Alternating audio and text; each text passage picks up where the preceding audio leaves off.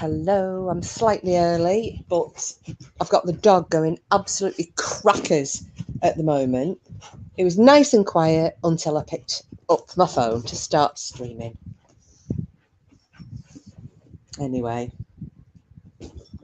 Cooper, just chill out. Cool your jets. Hi, Wicken. Oh, Lady Witch as well. Hello, hello. It's not going to be an incredibly long one. But it's oh god, I forgot to change my name from the other day, Cyber Munter. Actually, I'll leave it on. I think it's quite apt.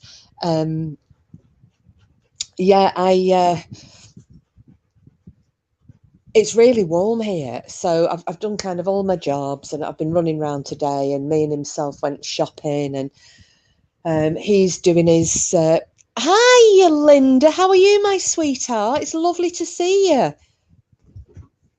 How are you today? I'm just saying, it's bloody roasting here. Absolutely boiling. So while he's playing his, he does these games, he streams games. So while he's doing that, I thought, you know what? I'll just have an hour to myself in the lounge and chat to my buddies on Tinternet. And the minute I've logged on, the dog's going cracks. Yeah, everything's fine here, sweetheart. It's nice to see you because occasionally I'll see you cropping up in BAMs, and then either I'll go offline or you go offline. So it's we had the whole Wirral contingency was in last week, so we had Kathy had come in and Blue Rose had come in. So you were missing, else I would have had a full house.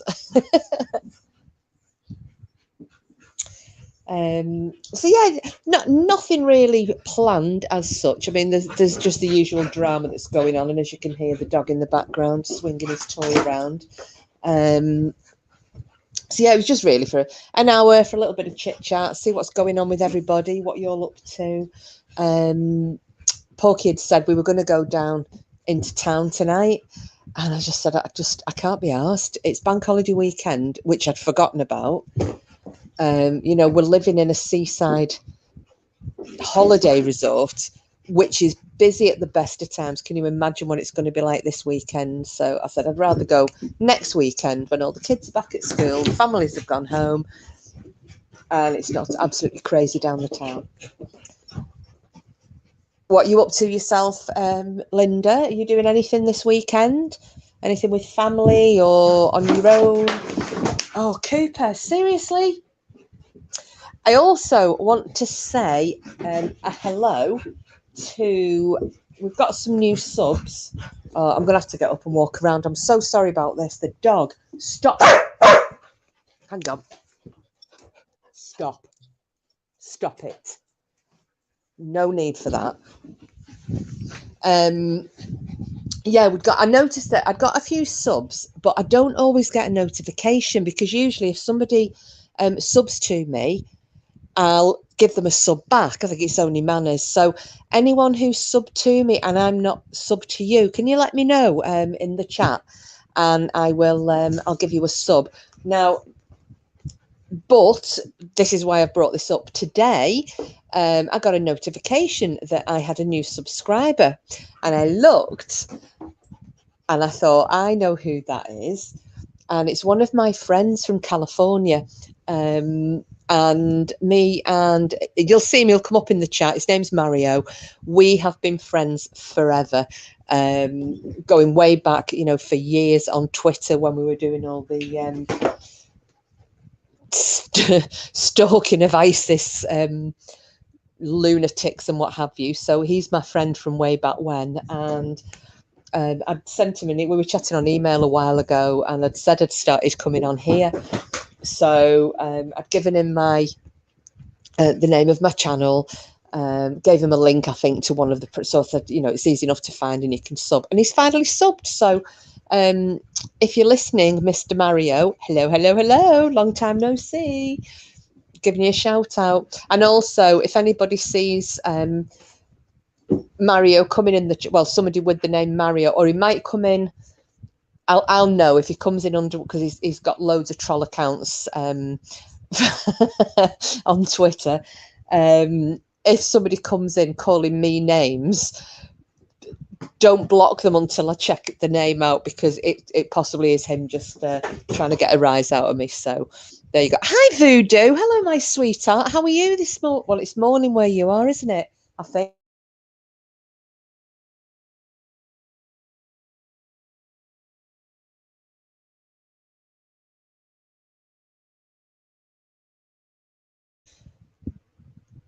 Always forget. Anyway, so I don't. Oh, it's afternoon. Yeah, all good here. It was just coming on for an hour or so, Voodoo, because it's just too hot here, and Porky's up doing his gaming thing. You know, like the thing that that Bedtime does as well. They do these online games, don't they? And they stream them. He's doing that at the moment, and it's like 5:30 tea time-ish here. And I thought, it's really warm. I'm just going to have an hour or so doing what I want to do and chatting to people. And basically, well, partly was going to have a little giggle about last night. God, that was funny. Were you guys in Bam's chat? I don't know if you saw what was getting put. I have never laughed like that for a long time. I had tears running down my face looking at some of the things Sheila was typing in the chat. So yeah, that was one thing I wanted to. You're avoiding working. Oh, you missed it, did you? Oh, Voodoo. It was. Oh. You know, Sheila doesn't pull any punches, and she was just going on about a certain person that we all know who she really doesn't like. And she was letting her know exactly what she thought of her. With the initials HC, who's probably hate watching here as well, but whatever. So yeah, it was quite funny. And by quite funny, I mean absolutely effing hilarious. I just wish I could actually see and read back to you some of the things, because, oh my God. Oh, Linda, it was, I had tears running down my face. I couldn't breathe. I'd had to mute myself. I was laughing that hard. I had to mute the phone and walk away. I just couldn't listen to the chat for about 20 minutes. I was screaming, absolutely screaming. Well, the thing is, Sheila's been accused of thieving. You know, she's been kind of tagged or given that same tag as, you know, those ones who are working for AD. And she rightly is really pissed off about it. So she just said, well, you know what, until he tells me what, you know, what the, oh yeah, Voodoo, yeah, you know how he'd done a video and he'd said something about AD, and then he'd put, I can't remember, I'm paraphrasing here because I only watched, I was just like, oh, that's absolutely shit. I'm going to paraphrase, but it was along the lines of, you know, AD and his enablers, and it's like he's got Bubbles and Chicken Lady and whoever else to help him steal money off his subs and con. And then he put, and Bam has got Sheila and Solange and who else did she say? Oh God, I can't remember now. It was Sheila, Solange, oh, and Fingal. So Sheila's rightly gone absolutely batshit crazy and gone, hang on a minute. Grouping me with that lot, thieving, right, come on, where's your proof? Let's have it. Well, last night she was just on a roll, and I haven't laughed like that in forever. The funniest I've ever seen. Funniest I've ever seen getting typed in the chat. There were a lot of hate watchers, and yeah, I don't think they ever had it, Voodoo. I really don't. I think it's absolutely, they're just showing how crazy they are.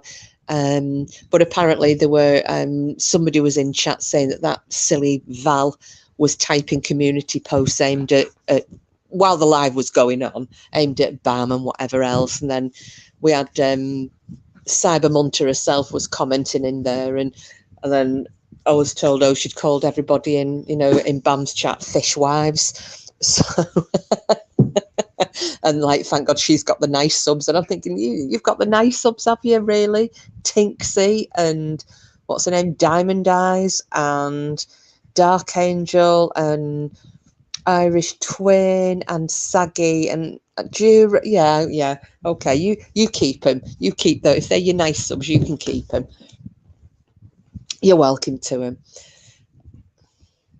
Voodoo Queen, a fishwife would be like,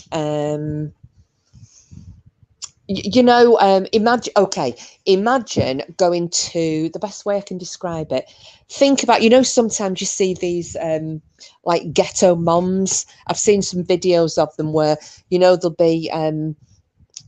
they'll basically air all the dirty linen in public. They'll stand in the street screaming at the top of their voices, arguing with a neighbour or with the husband or screeching at the kids. Basically, a fishwife, they used to sell the fish. They had to have a big voice to kind of shout the words, going, and today we've got £0.5 a cod, and today we've got had it. Hiya, Cassius. I put notify on. I didn't know on premium the decking thing comes on itself. I dust myself. Yeah, that's right, Bonnie Scott, a loud mouth. That's it. So basically, she was saying, white trash. Yes, yeah. And I found that quite funny, Voodoo Queen, because, fishwives and white trash being called that by somebody who comes from one of the roughest areas in that corner of Lancashire and has had more cock than KFC and picks up, internet men for one night stands and broadcasts it on the internet. Yeah. I'd rather be called a fishwife than a fish minge. Have that. Anyway. So sorry, Cassius. You always come in when there's talk of minge. What's it like up there in Edinburgh today, Cassius? It's bloody roasting down here. It wasn't forecast like this. Yeah, I've not been going long, Cassius. I'd only kind of said hello to Linda was in, and I don't know where Burren is. She's probably hovering around, or she's probably forgotten to come back in again. Yeah, and I was just saying that one of my friends from one of my long-term friends from Twitter has followed me. So if you see a guy coming in called Mario who starts taking the piss out of me in any way, shape or form, please don't block him, because we just have the bounce. Hiya, Mama Wat. How are you? I was just saying these Voodoo Queen, and hang on a minute. Why are you not a mod? Oh, hang on. Oh shit, I can't. Right, sorry, Mama Rat. I can't make you a mod on this phone. I'll have to do it when the chat finishes. Sorry, chicken. I thought you were already a mod on here. Yeah, they all missed Bam's chat last night, with all those comments that Sheila was putting down. So I was just trying to explain to Voodoo Queen how funny it was. I don't know if you caught any of it, Cassius. Yeah, it's really humid here as well. I've got the fan on. But it's one of those nights I actually felt like going out, having a few beers and what have you. But with it being the bank holiday weekend, which I'd totally forgotten about, I don't really think this town, being full of holidaymakers anyway, is going to be a particularly nice place for the last bank holiday of the summer. It's the last one now till Christmas, isn't it? So people tend to get a little bit crazy, and I didn't fancy being stuck out in town with a load of piss heads, because there's bound to be some scrapping. You're used to being great. Oh, Mama Rat, I'm sorry. So what are you all up to this weekend? Have any of you got anything planned for the bank holiday? Sorry, Voodoo, this is obviously for those in the UK. It was a good night in Bams last night. Few home truths, never it. Well, they didn't, Mama Rat, although apparently we're all fishwives. Like I said, I'd rather be fishwife than fish minge. Out last night, the town is a mess. The non-men are on strike, so it's starting to mount. Oh, heck. Did you mean the bin men are on strike rather than the non-men?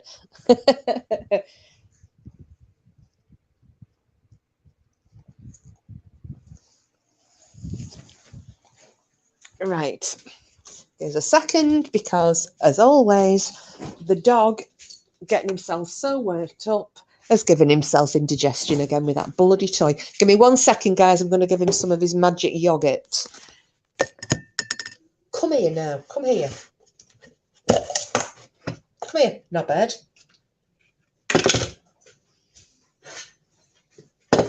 Come here. Stupid ass. Making yourself ill.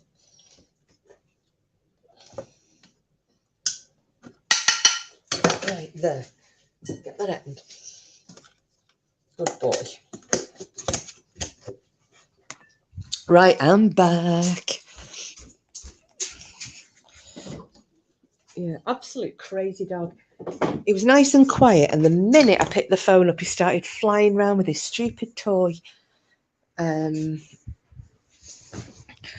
you out for a drink then last night, Cassius, or a meal, or what have you?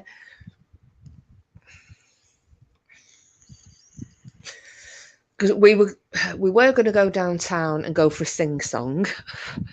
It's a nice pub down there that we really enjoy going in.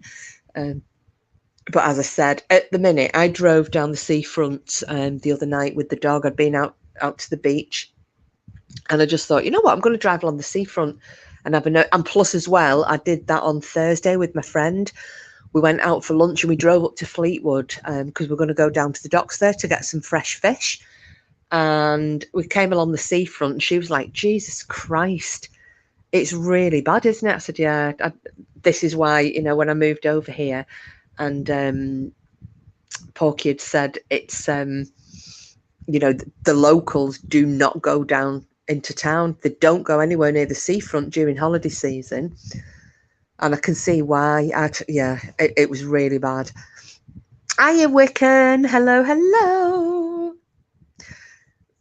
You've not missed a lot. We're just catching up on last night. I was telling Voodoo and Cassis how funny it was in Bam's chat last night. Sheila was an absolute super duper superstar. Oh, something to eat and a drink, not much to drink. What did you have to eat, Cassius? I'm being very nosy. I like to know these things. I was going to cook us an Italian meal tonight, but I think it's going to be one of those where he's up in his office playing his silly game, and I shouldn't say silly game because he enjoys it. And we'll probably not end up eating anything, or yeah, maybe having some toast at about 10 o'clock. So I think I'll save the Italian meal for tomorrow because I do like cooking Italian. Anyway, there's something else I wanted to address here. You see, oh, a steak. Oh, hey, Cassius, there's just pulled over to say hi. I'm driving it. Oh, okay, Wiccan. Right, keep your hands off your phone. Have a listen to us, and we'll have a proper catch up when you get home. Drive safely, sweetheart. Yeah, I don't know, Cassius, if you have any of those flaming grills near you. I don't know if it's just in England or if they're, you know, UK wide, but they're the one that does the and Porky loves it, a 32-ounce steak with a whole camembert and then all the trimmings. You know, there's like loaded potato skins, onion rings, chips, dips, you name it. And it's only like £19.50 or something like that. And the steak is beautiful. But I was saying to him, for 20 quid, you'd pay that in some restaurants just for a steak. This is like, and it's classed as one of the challenges. So yeah, keep a lookout for those. If you like a good steak, if you've got any of those flaming grills near you, look at the steak challenge. It's a steak camembert, I think it is. Oh yeah, it is. It's really nice. They cook it to perfection as well. For a chain, it's the food is actually really nice because a lot of these chain restaurants, usually, not all the time, but generally speaking, I don't like chains because the standards of food aren't great. But the Flaming Grill is really, really good. And he eats the whole damn thing as well. He'll usually leave a couple of like the potato skins. He doesn't eat those. Not sure, but that sounds lovely. Paid 24 quid for the steak. That's it, Cassius. I was saying that, but this, it's massive. It's a 32-ounce steak. It's huge. But, I mean, it comes out on God, the plate's gigantic. Oh, garlic breads as well. It comes out with garlic breads as well and everything, yeah, for under £20. So, $28. Gosh. Having said that, though, it, you know, for that kind of price, I'm expecting that it was a very good steak. And you see, you're in a better position than us there because, you know, you get, you know, it's more likely to have Angus on the menu. Although I will tell you what I had when I went up to Scotland with my friend back in June. We got some, you know, come here, Cooper. You know, the Galloway Belties, the black and white cows, the ones that have got the white stripe around the tummy. It's we got a steak there and it's very marbled, but it was really nice. A really nice steak. Trying to think how many ounces. It wasn't much. Yeah, I mean, the usual size of a steak's about, you know, 8 to 10 ounces, isn't it? So yeah, have a little look. You'll have to do a Google, see if you've got any of the flaming grill chains near you, and then just check out that steak challenge. I always have a burger there. They do like a burger stack. And again, that's only like a tenner, but they have certain days as well. I think it's a Wednesday. Don't hold me to that, but one of the days, I think it's like, it's either half price challenges or something, or 2 challenges for the price of what, something like that anyway.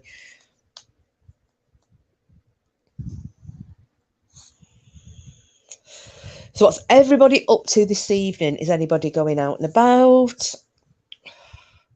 Oh, God, sorry, I got distracted then. Right, I'm just going to address something else and all, because, you know, when I was saying about this whole, you know, we're fishwives, well, whatever, because say what you like, because your opinion counts for jack shit. However, there was also some comment being made by her about BAM being, you know, that for somebody, and again, I'm going to paraphrase, but it was along the lines of, you know, the fact that she's, you know, disabled and on morphine, yet she's outside sunbathing and she's on the floor having, you know, when she took those photographs with her and was it Beau? And she was lying on the floor posing, but, you know, so she's taking a little swipe at this. Well, forgive me if I'm wrong. Please, somebody correct me. But I'm sure I heard that somebody suffered from anxiety-induced agoraphobia. Am I correct there? Because for somebody who's suffering from agoraphobia, if that's correct, you're making a really good impression of somebody who isn't. You know, out and about, agoraphobic as fuck. I don't think so. But, you know, I stand to be corrected if I'm... But again, I'm just there thinking, here we go again with the double standards and the hypocrisy.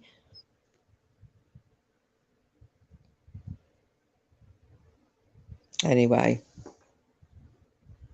I just wanted to get that out there because, you know, you can pretend to be Miss Morality, but you can't hide your past or your desperation. So just saying, no, Voodoo Queen, it's just what's pissing me off is it's just this hypocrisy. You know, like there was them having, oh, Cooper, don't you dare bark. Don't you dare. I'm gone. Stop it. Being naughty. Yeah, it's just the hypocrisy again, and you know, like him having a go at yeah, she is one nasty, she's a nasty piece of work, Voodoo Queen. You know what, call me nasty, but you always know where you stand with me, because there's absolutely, I just wouldn't be chatting shit behind somebody's back, and I definitely wouldn't be a hypocrite. You know, you cannot sit in judgment on somebody else for doing exactly the same things that you do. But this with him having a go at, fair enough, I can't stand AD. I think he's an arsehole as well. You know, whatever. I hope a gas oven filled with shite drops out of the sky and lands on his head, same as I do to her. They're nothing to me. But when he's making videos and saying, you know, asking how he feels, you know, intimidating or stalking a poor woman with anxiety, meaning his bloody cyber girlfriend, but yet he's doing the same thing to Bam. Hypocritical as fuck. So, and yeah, it's just what I feel and it's what I think, and I'm entitled to my opinion. But yeah, I just found it quite funny. Everybody being referred to as fishwives over on Bams, coming from that. That thing who picks up men from like fantasy internet site, broadcasts the one night stands on the internet, and then wants to sit in holding thou judgment and everybody else. Shag off. Do one. Bloody hypocritical cow. Anyway, now we've got that little bit out of the way. I wanted my friend Mario to come in here. I think they're even further behind. God, I always forget the time zone. Voodoo, you might be able to help me, but he's in California.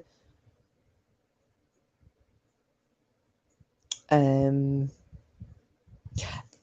for any of the listeners who are in America, who are single, he's a good-looking guy, is our Mario. Just saying. Could be a bit of a fix up there. Lovely young man. 8 hours. Thank you, Voodoo. Yeah, I knew it was quite a long time. If he carries on with his threats, Mum is going to really know what being threatened looks like. Well, this is it. It's absolutely pathetic, Mama Rat. Hi, Lady Witch. Glad you're here. And when I came in, I saw that you'd left a comment, and so had Burren, but then nobody was. Well, sorry, not nobody. You two weren't here, but Bonnie Scott was, and then Voodoo was, Mama Rat. Wiccan is here, but she's driving home, so I told her keep her eyes on the road. Oh, get my blue rings going, Kiss. I want to look my best. I know. I need to get you. You need your blue cloak of power. It's a pity that other mods can't make you a mod. Hey, Witch, thought about you when I was at home store. Lots of Halloween decor. Are they selling it already, Voodoo Queen? Now, please tell me, are you going to get that scary ass chicken out for Halloween, or do you just save it especially for Easter? Because it really does need to be like a Halloween horror chicken.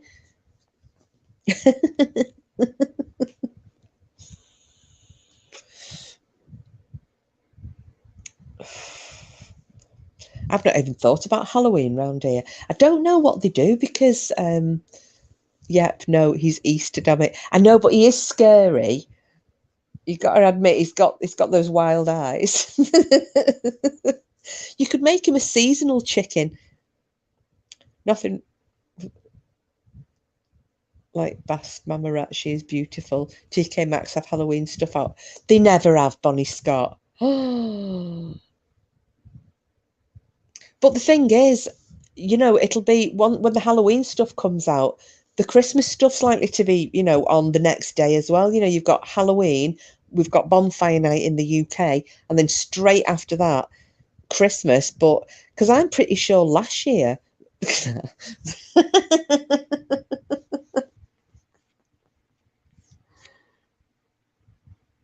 Oh, we've got to post that.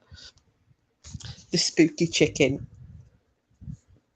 Did you all see Voodoo Queen's spooky chick? She got this this chick. Hi, Sheila, love. Well, funny enough, we've been talking about you. Oh no, the duplicitous wear cloaks in the Bible. Ask her. Oh yeah, bloody Bible bashing, God squadding, cum guzzling bush pig. Yes, Sheila, we have, because I was saying how funny your comments were last night. I had to mute Bam's live and walk away for half an hour because I was laughing that hard. I have not laughed that hard in forever. And then I was texting Green Eyes and I'm texting Burren, just because I was screaming. I'd left him a voicemail and I was howling, laughing, reading out one of your comments. But yeah, apparently we're fishwives, foul-mouthed fishwives. You're not even a thumper and you're better Christian than that. Yeah. What's Cassie said? Oh, we had some great bonfires when we were young. Shit, anything went on that fire. Yeah, they did, didn't they? Oh, but do you know what? I always remember if we did a bonfire and my old granddad had come out with his walking stick and have a prod underneath, you know, in case any little creatures had gone in, you know, for shelter, like hedgehogs or, you know, because it's not unknown for like a feral cat to go and make a little nest, especially things that might have been having kittens or what have you. So yeah, my granddad always used to leave a gap so we could go in and have a prod with his walking stick and get down and have a look to make sure no little creatures were underneath. But then it was game on. Did your mum as well, Cassius, used to throw in baked potatoes wrapped up in tin foil, throw some spuds in, and you'd get them out at the end and they'd just be as black as shit once you got all the tin foil off. Grew up with people like HC and she evokes violence in me. Yeah, well, yeah.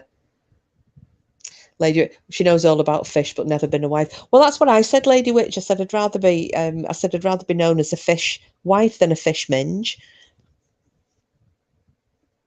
or a bloody scrubber. Did you notice my my thumbnail for this? I baked tatties. Yeah, but they were horrible, weren't they, Cassius? They'd just be as black as shit the minute you got the tin foil off, and even and they'd be really hard, wouldn't they? Till there's probably like a little semicircle right in the middle of the potato that you pick out with your fingers, and that was the only edible bit. So after hours waiting for these to cook on the bonfire, they were absolutely shite. And the other thing we used to do as well is the black peas. There always used to be a great big tub of black peas going half cooked. I know, Cassius.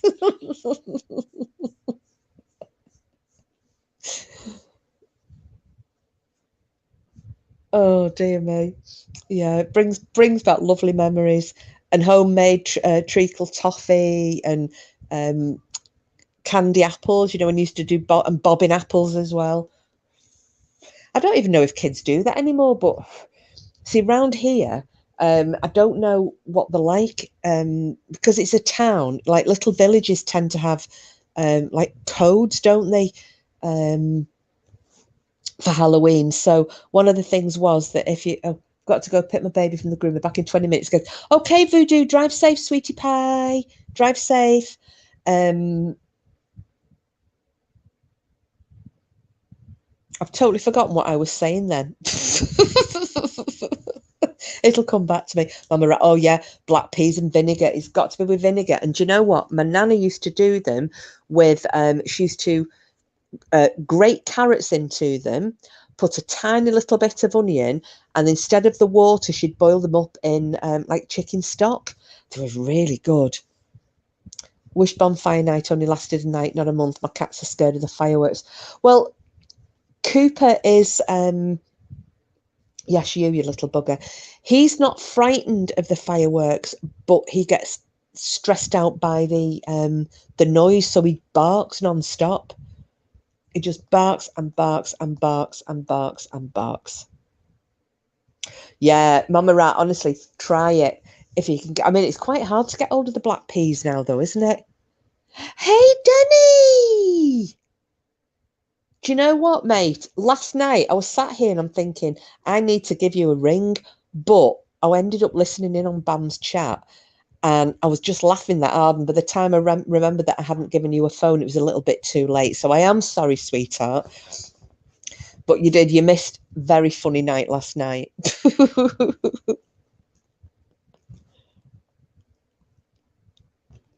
But yeah, so doggy's deaf now. She'll be 40. Oh, what kind of dog have you got, Linda? I'm sure you've told me this before, haven't you? But my memory not being great. How was your holiday, Denny?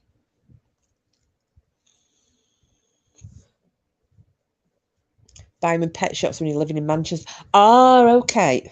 They used to sell them in our little village shop. Oh, I've remembered what I was talking about. Yeah, the codes for Halloween. So in the little Jack Russell, lovely. in the little villages, the codes are that if you don't have your house decorated up for Halloween, the kids aren't to come knocking on. So they only knock on any house that's got, you know, either a pumpkin outside or whatever, any other form of decoration. But I don't know what if they do that around here or not. It might just be a free for all, and the kids just come banging on the doors. Don't be sorry, I was in bed early anyway. Hey Sheila, hi Cassius. We're just talking about Halloween. We were talking about Sheila's hilarious comments last night. We're all, this is funny, Lady Witch, you're going to find this hilarious, and Sheila as well. So apparently, Bam's chat is full of foul-mouthed fishwives. Like I said, I'll have that one. I'm not a fish minge. And thank God she's got all the nice subs in her chat. And I was just like, okay, yeah, who are these nice subs? We have Tinksy, shitbag. We have Diamond Eyes, shitbag. Is that other one? Is it Dark Eyes or whatever her name is? Dark Angel, shitbag. Saggy, shitbag. I can keep going and going. Isn't Jura still in there? Shitbag. London was brilliant. Boys loved it. What have you missed? Oh, it's just been, well, you've got, there's like the ongoing internet love affair. He's come over now. So, yeah, and he looks like a fucking serial killer. So do I need like an apron or something? What is that on HC Community? It looks like MD has left her a shit on a piece of toast. What are we? What's that, Sheila?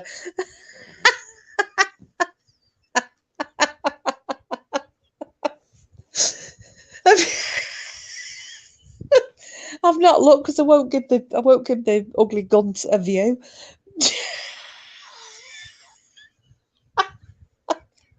Oh, and Danny, he looks like a sit. He does, honestly. Yeah, it's not pretty. I mean, they'd ruin another couple, so you know. I don't know either, Cassius. Sheila, come on, elaborate, love.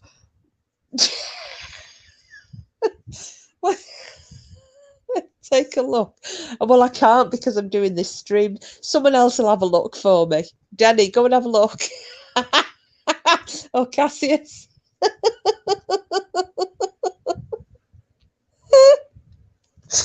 Oh, Jesus Christ. Of course, I'm off to see Sheila. I'm holding you responsible if I pass out. Lady Witch, we want the full, I want, you know, shit spread on toast.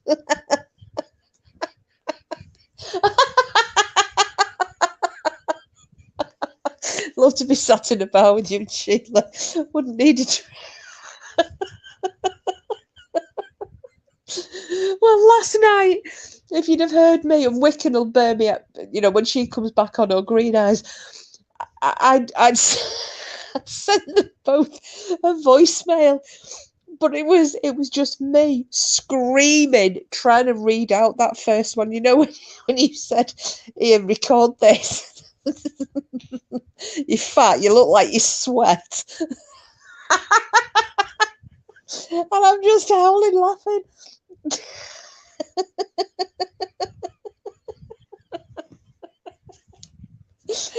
Oh, Jesus, God in heaven. But it's brown, rusty coloured witches. What the fuck? What is it? It's supposed to. What animal upchucked on a breakfast? Maybe it's lung butter.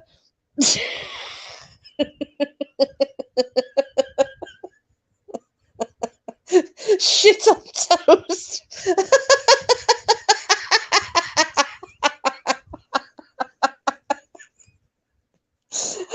Oh my goodness.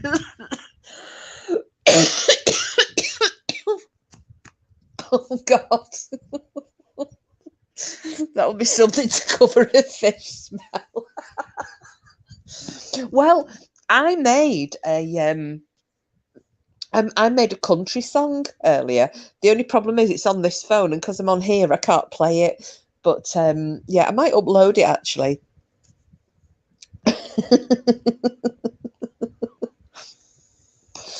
I think even Country Joe would be impressed with it. No, she's not a wealthy woman, but good. Just shooting while I eat my Marmite.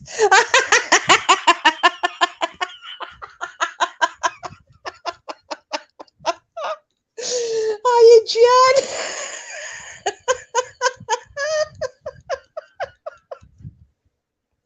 That was like me when I was talking about the cheese toasties that night. And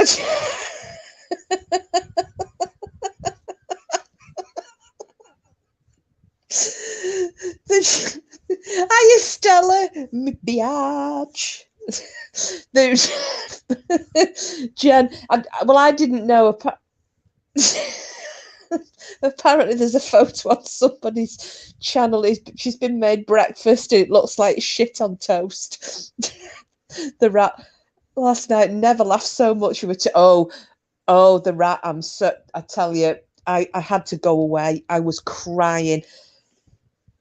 My sides were hurting. I couldn't breathe because Sheila had just gone. Sorry, Denny, and enough. Sheila had just was just going off on a rant, but it was hilarious because they were funny insults. But since then, we're getting described as a load of foul-mouthed fishwives over here. So.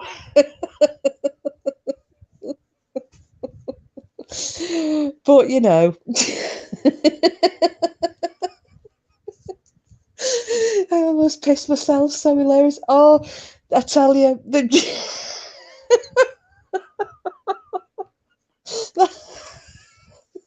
turds on toast.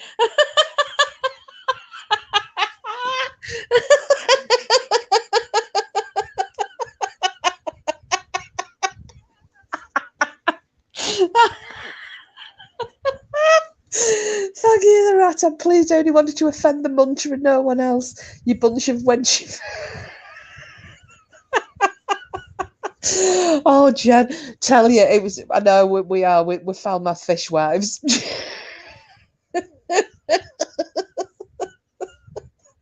Does she know there's food banks? Oh, God. Do you know? Don't start me off. How are you doing anyway, Jenny? Are you on one of your little Are you on one of your little travels, or are you at home?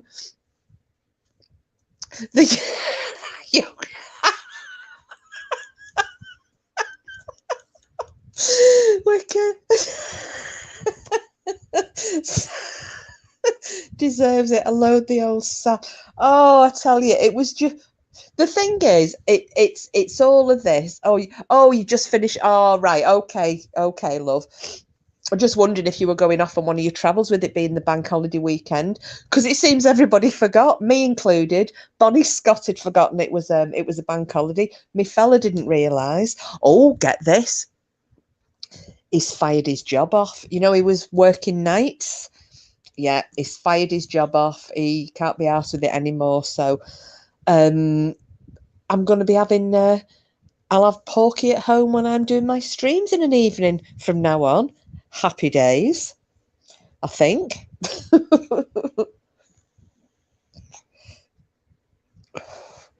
Oh, you work it. Oh, right. Okie dokie. You'll have to keep us posted next time you're going to do one of your little trips off. I loved watching you, you know, when you videoed and yeah, and especially when you went up to Wood Plumpton, that was really interesting. Because we're doing, I don't know if you've heard of, well, you might have done, seeing as how two people not too far away that we're completely taking the piss out of, at Townley Hall. You know, because I kept going on about it, saying we're going to go in there and do some filming because they've got those mummies there that I'm really interested in, Jen. So going to do that. And while we're over there, I've got one of my subs is in Burnley and has had a few kind of UFO and ghost related experiences. So we're going to meet up there, go and have a brew and go and do a little bit of a ghost hunt as well. I've done some videos, but I don't like uploading. I think they're boring. That's you, though. Do you remember when you started uploading? Everyone was like, oh my God, this is so... Because you're living a life a lot of us can't live. You know, I had a caravan. Oh, God, that was bought on a whim. When I had my Land Rover and I pulled it out and people were like, what's a little girl like you got a bloody caravan for? But it was quite, you know, because I'd take my old dog, and I did get it with my ex, but he never came away with me in it. So I just like hitched it up to my Land Rover because I was used to pulling the horse trailer. So me pulling a caravan, it wasn't any big deal until my friend who's got a camper van like you kept calling me I was a tugger. She said, fucking tuggers. You're always blocking the roads off. We hate tuggers. Get rid. And I ended up getting rid of it in the end. Oh my God, they had 2 more mummies on Wednesday. Only less well preserved ones. Oh, Mama Rat. Boo. Nuff, you've never been bored. Whatever you're up to, we want to see. Absolutely. I've got one of Scarborough. I might get a cute. Oh, do you know what? Do you know what? If she wants to accuse you of stalking, let her fuck off. And that's swearing. Do you know, it's like this now. We're talking about, I've been talking about going to Townley Hall for weeks, right? Them 2 knobheads went to it the other day. So because I'm talking about it now, no doubt it'll be, oh yeah, you know, Jax is on about coming to Townley Hall because that's where we were. Well, no, it wasn't, because my whole chat can tell you I've been on about that for months and going over to see me sub Julia. So up yours with a wire brush, twist it round, give it a good old scrub and fuck off. Oh, brilliant, Jen. Yeah, please put some up. Sorry, I'm really swearing today, Anna. But if I'm a fishwife, I may as well live up to it. A foul-mouthed fishwife, for that matter. I haven't actually ever been to Scarborough. That's it. Do you know what? There you go. Like Lady Witcher said, you should upload it. You're absolutely allowed to travel. It isn't your fault that some nut job lives in an area that you've been to. It's the same as that is exactly the same as people being too frightened to go channel hopping because of what others will say. You know, we've got subs who are they really are getting shit when they go to other channels just because they like have gone into bands, or they've got, you know, people that they don't like. It's just not on. So no, please post it. Please post it and then refer, because my lives always stay up. You know, you can refer them back, timestamp this one and refer them back. If there's anything gets said by that silly cow, you can go, actually, go back there. And I know, this is it, isn't it? You don't go anywhere. Well, I don't either. Are there fishwife phrases I need to learn? I'm unfamiliar with fishwifery or fishwiffery. I don't actually know. Maybe just say fuck a lot. I think with the fishwife, it's more being loud, like Bonnie Scott said before, being a loudmouth. You know, not bothered about airing dirty linen in public and so on and so forth. You know, not that anyone on our channel's done that. I mean, I've never picked men up off the internet and then made a live telling people about how I'd, you know, met up with them, shagged them and fired them off. Although I kind of think that possibly wasn't the whole story. I think it should have probably just been, you know, it was probably more a case of the guy came, it was like get in, get off, get out. Are there any, what's this? I've booked you all on a 6-week intensive fishwife course. Brilliant, Danny. Thank you. Are you joining with us or are you already past? Have you got the certification? Sheila, she doesn't live in Skerry. She's about 10 miles away. I heard her say once, fuck, I must have been bored. Oh my God. Well, she would actually bore a glass eye to sleep. Or I can actually say the fishwife's version of she'd bore a fly off a bucket of shite. Just imitate her. Well, no, Lady Witch, because I think if you were to imitate her, you'd just come across as a fake holier than thou, like sham, really.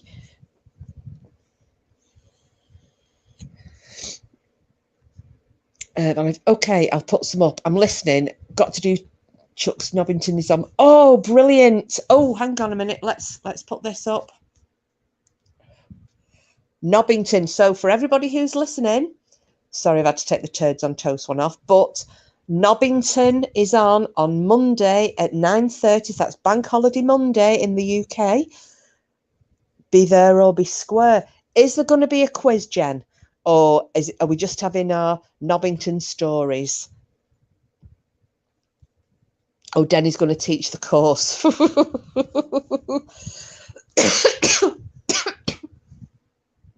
Pardon me. We can. Oh, there's a quiz. There's a quiz.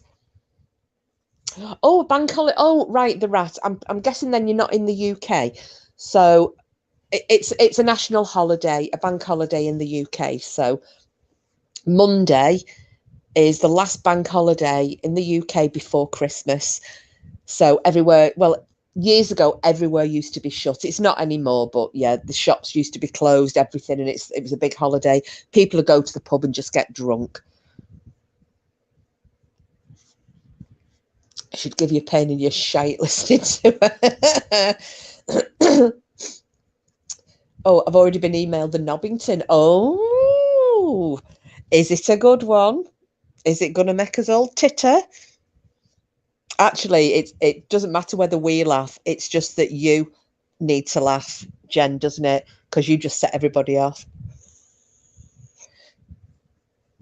The banks are shut. Yeah. Yeah, I should have just said that, shouldn't have, Bonnie Scott? But it used to be everything, wasn't it? There were no shops open.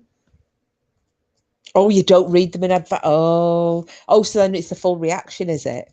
Mama Rat, I couldn't speak that slow to imitate her, but then I don't take antipsychotics. You wait till oh, I can't wait. I can't wait. And I can't wait for a quiz as well. I was going to do a quiz in here last week, and then it kind of turned into just full on ranting about everything. So, oh, I've missed Nobbington. It's okay. I was thinking, is it what's piss kicks?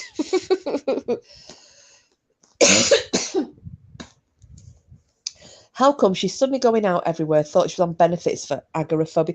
Well, the rat, that's very funny because I mentioned that earlier because she's made some comment about Bam being, like disabled woman on morphine, yet she's out sunbathing in the garden and having photographs of her posing on the floor, says the person who, again, and I did ask people in chat and I said, please correct me, but I'm sure I heard that somebody was allegedly suffering from agoraphobia.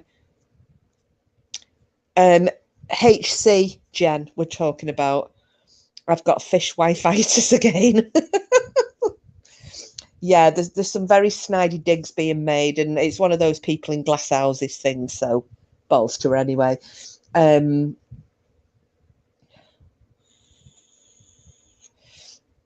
how's your dog doing? Nuff.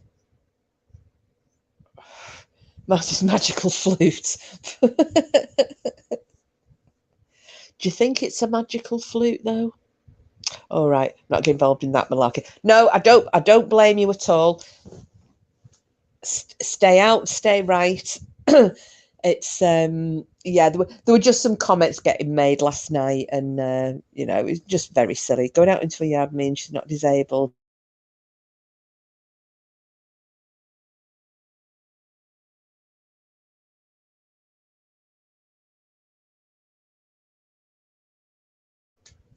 I mean, God, I had surgery, as you all know. I bashed my knee on several occasions horse riding. I've had 3 operations on my right knee now. When I had it done the last time, it was in the August, and it was beautiful weather. Right, I was struggling to walk around. So basically, I had probably 9 weeks where I was disabled, in effect. Didn't stop me hobbling out on my crutches into the garden, getting on my sun lounger, and catching a few rays. I was signed off sick from the hospital. It's exactly the same thing. It doesn't stop you. Oh, both okay. George is not. That's awful. Oh, I had a border collie that suffered from, the petit mal, so those little mini strokes or fits, whatever they were. But yeah, and she'd have these pettimals, so she'd go into like a bit of a trance. And then one time, the worst one that she had, nuff, was in the wood, and we were walking, and all of a sudden, it was like a back end went, but she was trying to stand up and with her front legs, and she was just going in a circle with the bum on the floor. And like, these who claim anxiety and all that crap, they can sit on YouTube for hours. They can work, in my opinion, nothing but scroungers. You've took the words right out of my mouth, love. You've took the words right out of my mouth. The right, gotta love some YouTube folk. I know. Magical Kazoo. Oh, well, I hope they can. I mean, I don't know what they do for epileptic fits in dogs. I mean, do they treat them the same way that they treat people with what are they called? Oh, somebody will type it in before I can think of it. The tablets that you take to stop you having your fits. Oh no! Oh, I am sorry.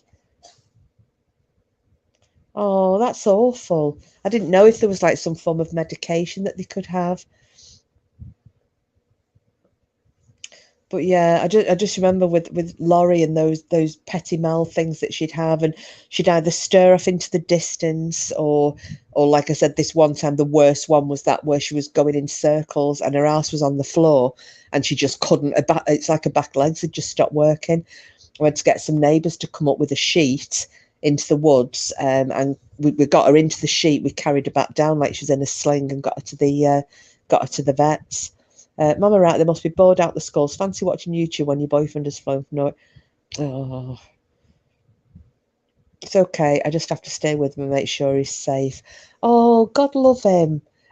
How old is he? Is he not? He's not very old, is he? Because I've got to get this right. Is he a mastiff? Is he a mastiff cross? Or I'm terrible. I always forget because there's that many people with dogs, and I always get. He's 10. See, it's no age though, is it?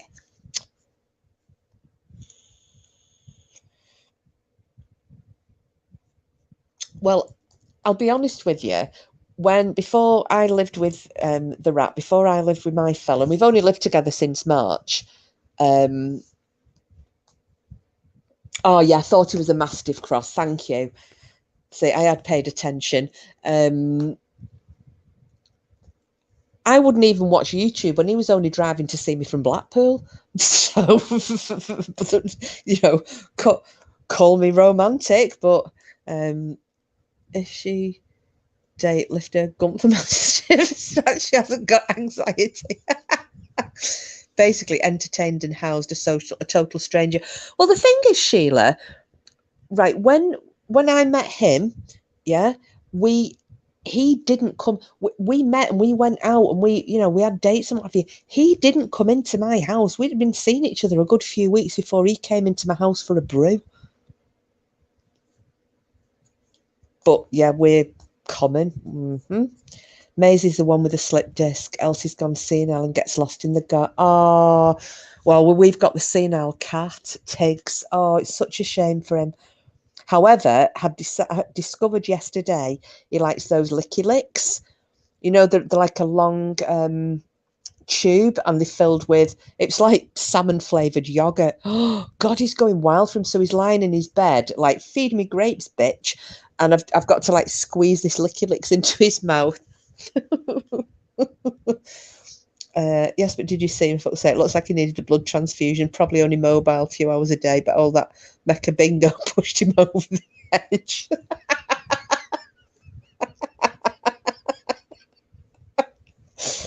Oh dear God, licky licks! Oh my God, that sounds it, doesn't it? Oh, Bonnie Scott says her cats have that. Well, Tiggs had never, because he's not my cat, he's his cat. And but he's pushing 19. He's really old. His back end's going, and he'd gone missing. So, oh, your cat's obsessed with those things. Well, I just saw him in the shop yesterday, and I thought, because I'm not a cat person, I don't really know what cats have, and I thought, oh, yogurt treat, licky treat with salmon in it. Right, I'll get you some of those. Well, I got them back. I took the ants like tore the end off, went to start squeezing the salmon up in it. The little bastard, he like lunged forward, he got hold of the actual thing. He's trying to chew on that. So I ended up squeezing it into his mouth. So I fed him one this morning, and then his dad came down and he fed him one because he was laughing. And I said, he really likes these licky licks, doesn't he? And he went, he's never had them before. So, funny story to tell you about your lodger on Monday. Oh, I can't wait. Is it animal related, van life, or is it has he met some dodgy lady on the on Tinternet?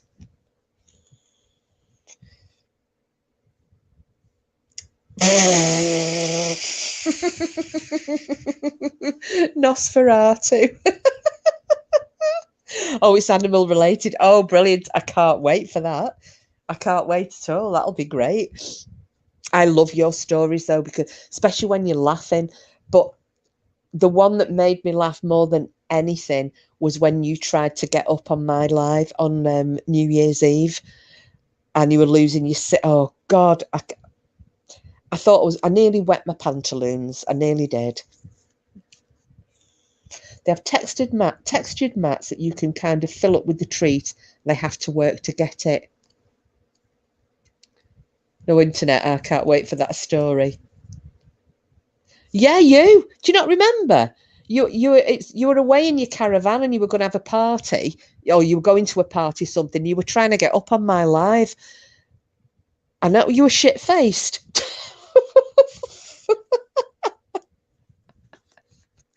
It was absolutely hilarious. You'd get up and you'd be going, "Can you hear me? Can you hear me?" The whole chat were going, "Can you hear me, mother?"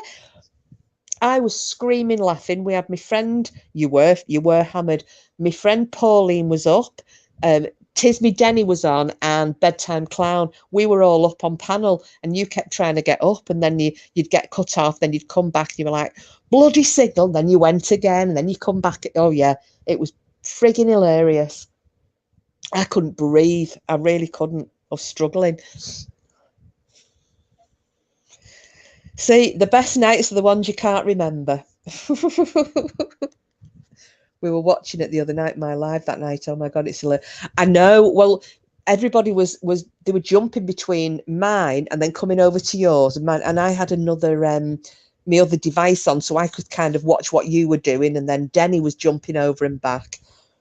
It was really, but yeah, you were absolutely. And who else was it? Oh God, who else was on there? Was it Belinda? There was somebody else pissed, and I can't remember who it was. Or was it JC? I know JC came in mine. I think she was well tuned in by the time she come in mine, because everyone was like flitting in and out, weren't they? Some people were coming in here, and then they were going over to yours. But yeah, I seem to remember Belinda being absolutely wankered. We'll have to do that again this year. That was really good fun, actually. I enjoyed it, especially when so many people were staying home. And I think this year, given the bloody cost of flipping gas and electricity, I don't think many people will be able to afford to get out. Oh, yeah, can I just say, oh, I was a sexual deviant. And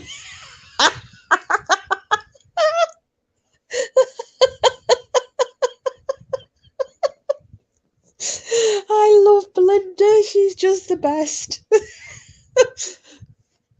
Oh, you're away again. Oh, well, I'm here in my new abode this year. So, yeah, I might do a joint one with my lovely man. I don't know what he's going to do. Sheila, he looks old enough to have played the lead role in that film, silly old sod, then thinks he can scare women. He just needs to send pics. I'll be petrified instead of laughing at him.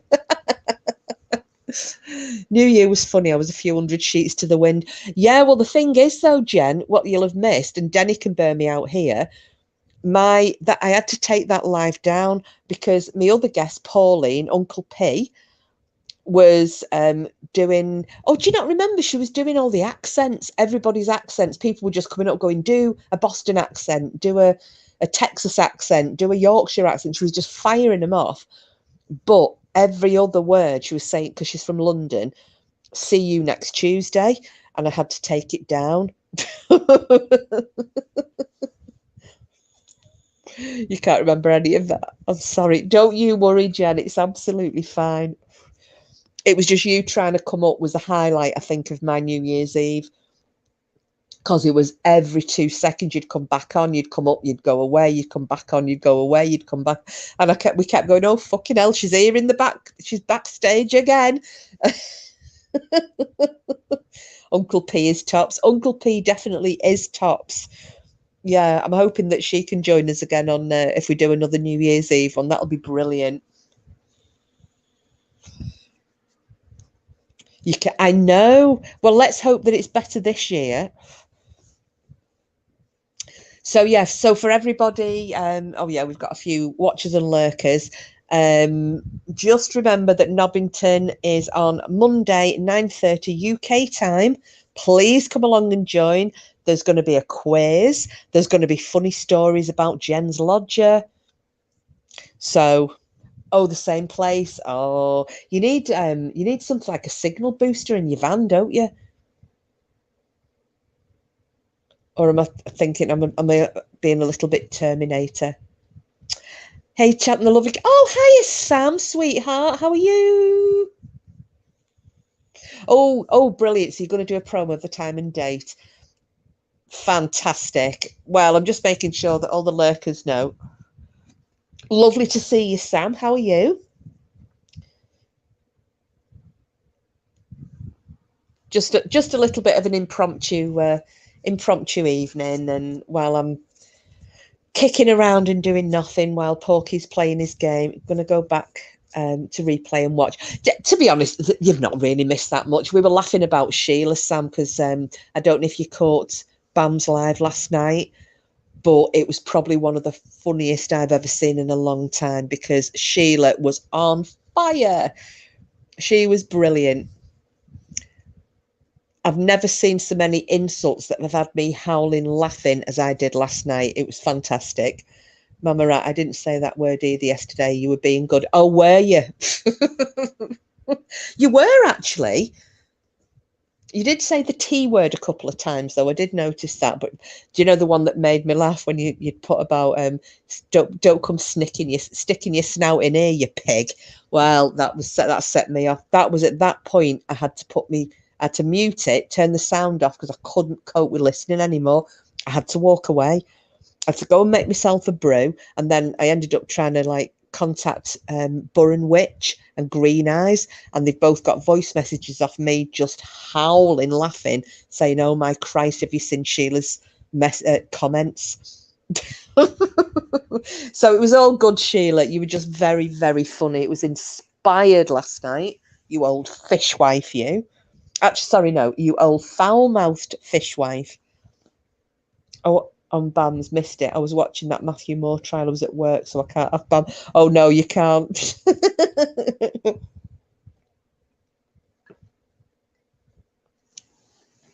It wasn't too bad. To be honest, Nuff, it wasn't. Bam wasn't that bad. It was the rest of us. Because the whole chat just disintegrated, and it was like anything went. Any and every insult that could have possibly come out for somebody last night was just filling the chat. But it was funny because I didn't think I'd put anything funny in, and I said, "Got a face like a bulldog licking piss off a thistle." Well, Bam's reading it, but whatever it was just made her laugh. It tickled her, so she's screaming reading that. Sheila, I wasn't foul-mouthed. I was choosing my words wisely. Stella, I've never seen Sheila like that. Hilarious. It absolutely was. It absolutely was, Stella.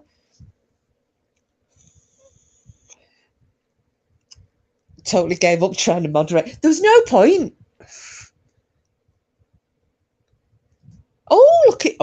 Look at this sexy mama on my screen here. Stella with your Stella. Is that a pint of wife beater you've got there? I'm glad you had fun. Not enough laughter on the tubes at all. Oh, the thing is, though, it was. Oh, I think it was just Sheila. If anybody else had been saying it, it probably wouldn't have been funny. But it was because it was Sheila, and the way she was saying it, it was just it's one of those you couldn't repeat it. Do you know what I mean? She was just on a roll last night, and they were coming out thick and fast. And then Dolly Mixture was joining in. She said something that was Oh no, she made Bam puke, didn't she? Bam had to go offline for a minute because Dolly Mixture made a heave.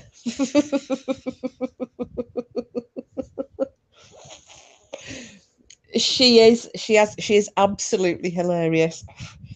Oh yeah, you pint a wife beater. That's what I like to see. I didn't know you was that pretty, Stella. God, yeah.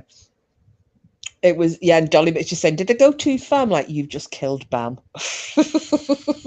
When she started going off with the dry boat, you could hear her going like, oh no, oh no. No, I'm being serious. Being serious. Whenever I see a new photograph, I have to put it up on my screen if anybody's got a new picture up. You lovely lady. Do you know who you remind me of on that? And you can take this one and run with it. Oh, hang on a minute just before I do. Right, Kidney Beans, I really must go. See to my chucks. I'm listening though. Just don't ask me any questions. We won't, Jen. Oh, give all your chickies a little cuddle from me. I had rescue chickens, so yeah, stick with them. I know they're hard work at first.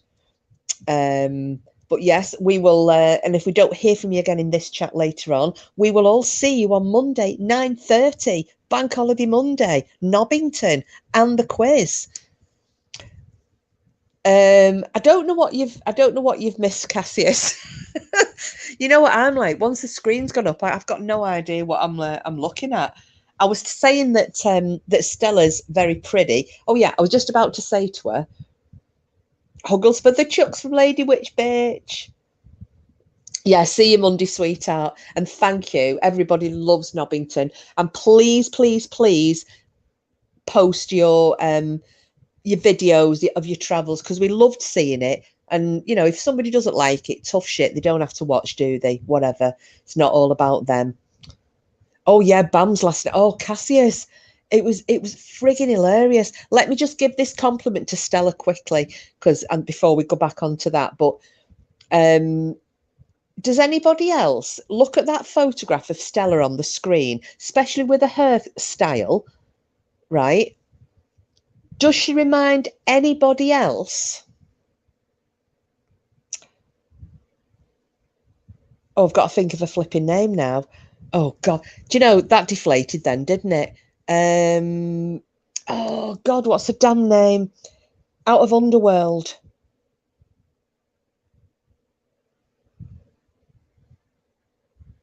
You look like her out of Underworld. What's the bloody name? No, my brother's got an absolute hot nut for her. So if he sees your photograph, he'll be asking me for your number. Kate Beckinsale, that's it. Kate Beckinsale. Thank you, Voodoo Queen. Just as I said it, you've come up on my screen. Yeah. So there we go. We've got our Stella, our very old Kate. Yeah, there you go, Wiccan and Voodoo. Don't you think that Stella looks like Kate Beckinsale on Underworld? Do you actually know her, or do you just mean you know who she is, Wiccan?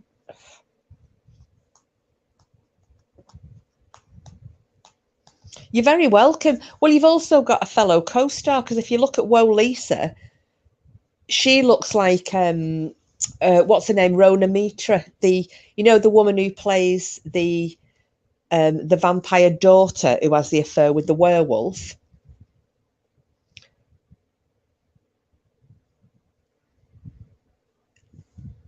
Oh, I'm not sure about the Jodie Foster one. I think I'm just looking because of the hairstyle, though, Sheila. But yeah, but Woe Lisa looks like Rona Mitra.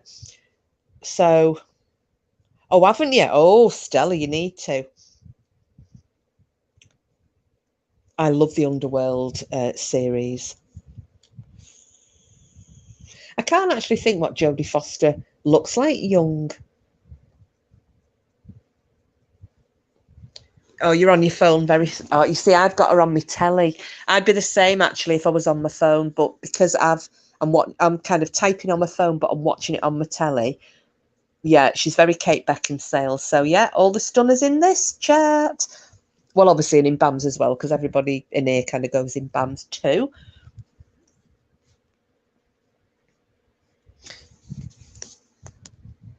Is anybody else going out round town tonight? Oh, Stella, it's good if you're into the vampires and werewolves. Yeah, there's some good stories in it, isn't there? And I think the graphics and what have you are really good in it, and the CGI stuff, Cassius. I do like the underworld. I like the stories. In real life, I look like Blur's book cover. Give over. She did the musical Bonnie and Clyde. Oh, who did? Wiccan, I don't know that. Had to do with status reports. I'm back. Welcome back. Has the little pupster got a lovely new haircut now?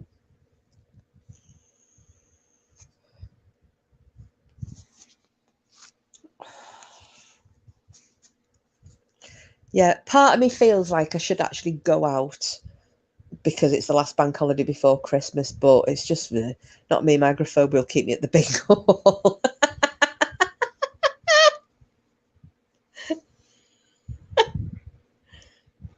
Jodie Foster, as a kid, it was a movie. Oh, okay.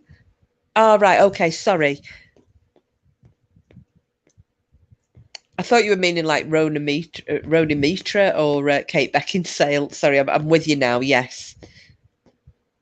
It wasn't. It was not Bonnie and Clyde. It was what's it called? Bugsy Malone. That was it, wasn't it? And they were in the cars that they had to pedal.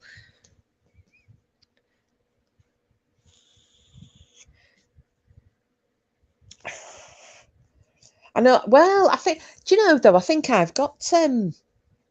I might have a bit of that Lady Witch. I'll tell you though. Right. This is. I'm not going to go into full detail as to why, but I've been quite ill, and this was quite a while ago, and it was I wasn't very well, and the relationship I was in at the time came to a grinding, catastrophic halt, and because of a combination of being poorly and that had happened and the way it had happened, because basically he couldn't keep his dingling in his pants. I ended up with, it was like anxiety. Well, it was, yeah, it was kind of, I was kind of having panicky anxiety attacks. It was weird because I've never had anything like that before. And it was obviously just, I thought I was just going completely mental. And when the doctor had said to me, the human body and brain, you've got to treat them like a volcano. They can only take so much. And when they've taken as much as they can, it's, it explodes like like a volcano, and it'll erupt and your feelings will come out. So he was saying, it doesn't mean that you're going crackers or what have you, but because I'd had that anxious, because I didn't know what, it was totally alien to me because I am a pretty strong person, and I couldn't go out. I became frightened to go out of the house. Hello, Minge, how are you?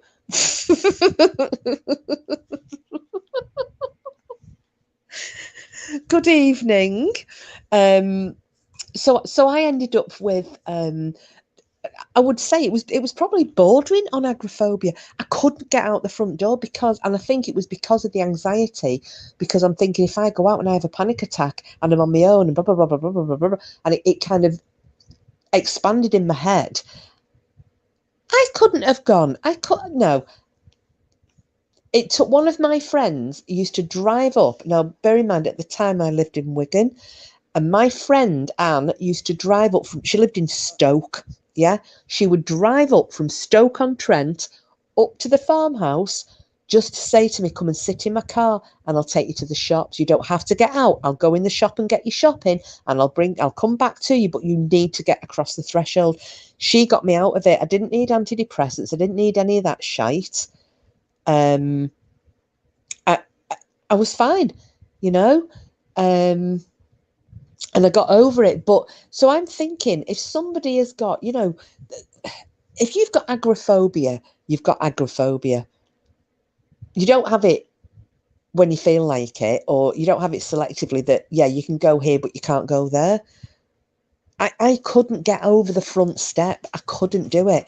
And it lasted, I think it was about 6 months, and never had it again. Got rid of the anxiety once the boyfriend troubles had gone, and I got shut of him and moved house and blah, blah, blah. But, oh, what's this? Babe, California poppy seed tincture and lemon balm capsules take both together so much better. Who's that for? Was that for me? Because if it is, I don't need them. I'm talking quite a while ago. But if it's for somebody else, then yes. As lazy.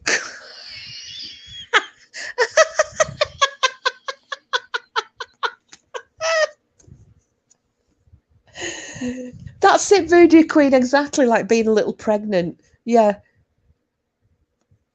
Yeah, it's just, yeah. You either are or, you know. Oh, right. Okay. Thank you, Wickham Moon. Yeah. It was that was just it was, you know what it's like, end of a relationship, and everything had ground to a halt, and it was just an overload for me. It's the only time that's ever happened, never happened before, never happened since, but you know, it just proves that we're all mortal. I'm not as mortal as the rest of you, obviously, you know, given my Viking origins and my perfectness. Of course, it's not the lady part, it's her house.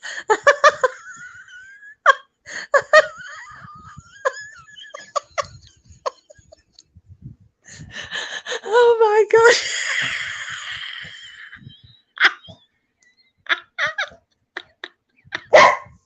Cooper, stop it. Cooper, stop. Hey, stop. You mustn't bark. No, no. Hang on a minute. Stop. No. Good boy. Good boy. Hey, good boy. No yapping. Can you all see? I'll put. Let me put you. I'll put you. I saw your photo, Minge or Inge, but we'll put it up again. It's one of those chocolate bars, isn't it?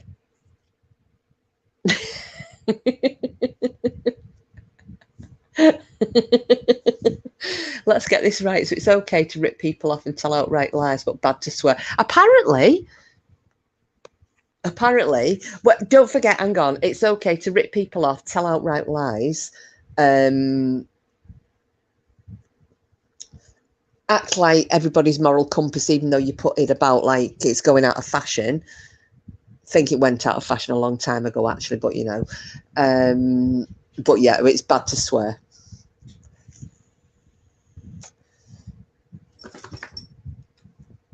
Oh, it's I got Porky a I can't remember what it said on it. It was one of those mashup covers for Caramel Log, you know, for a chocolate bar, and I can't remember what it said on it now. It might have said cunt, actually. I can't remember.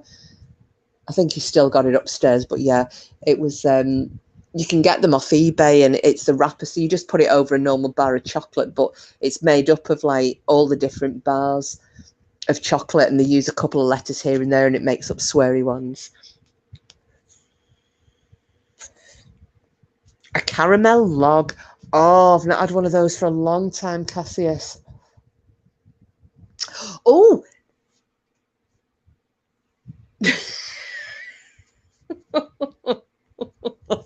This can go up as well.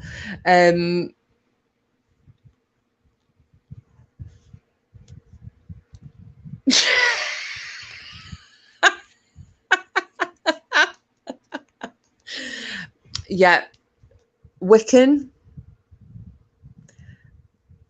disgraceful, absolutely disgraceful.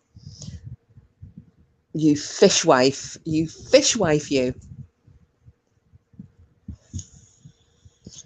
But you know, preach, preach it. Does it go well with? Oh my god, I'm still waiting to see what this thing was that you've all looked at. Something with shit on toast, turds on toast.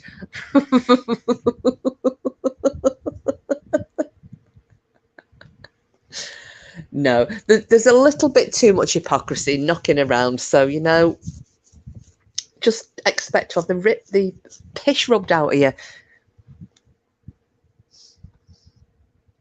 What have I missed? What have I missed? What have I missed? Don't understand the toast. Apparently, Sheila and Lady Witch and who else had a look? Did Cassie's go and have a look and Wiccan?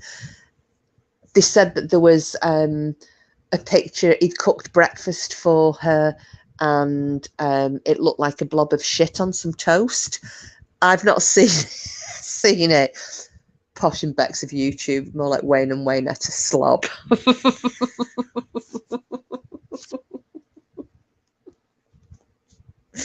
You're not wrong there, Stella. Oh my goodness.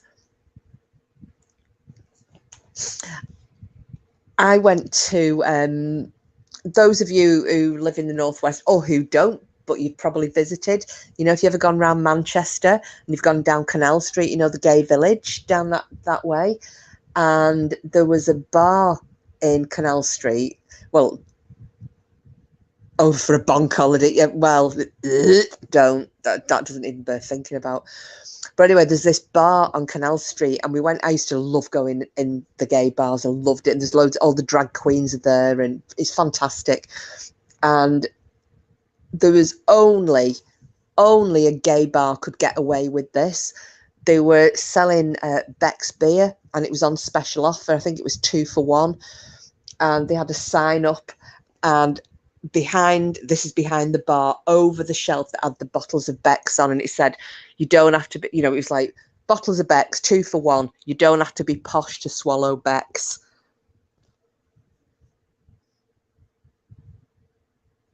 So that tickled me a lot. Just a little reference there to the Posh and Beck's thing that Stella just come out with. But yeah, I thought that was very inspired, but any other pub would never have got away with that. An afterbirth after a day in the sun would have been more appealing.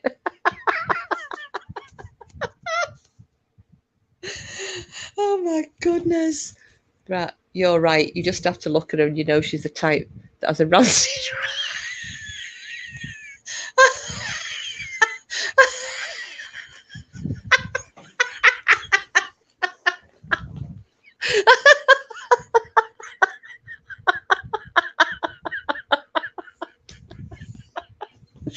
Oh, Sheila, you do know, Sheila, you are going to be getting ripped right now, aren't you?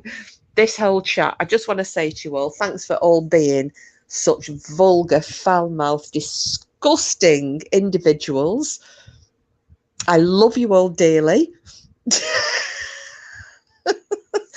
The one that she got me was last night, though, when she said, who was it? Just somebody said, what's happened to his teeth? And she said they probably rotted out of his mouth due to all the nasty minge juice, given the type of women he associates with.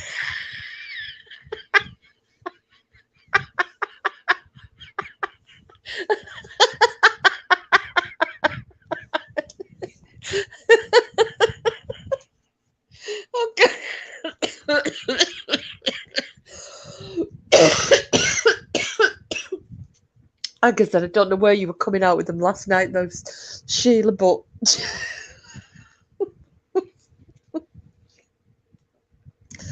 oh God, can you imagine that? That is one rusty sheriff's badge nobody should be ever looking at.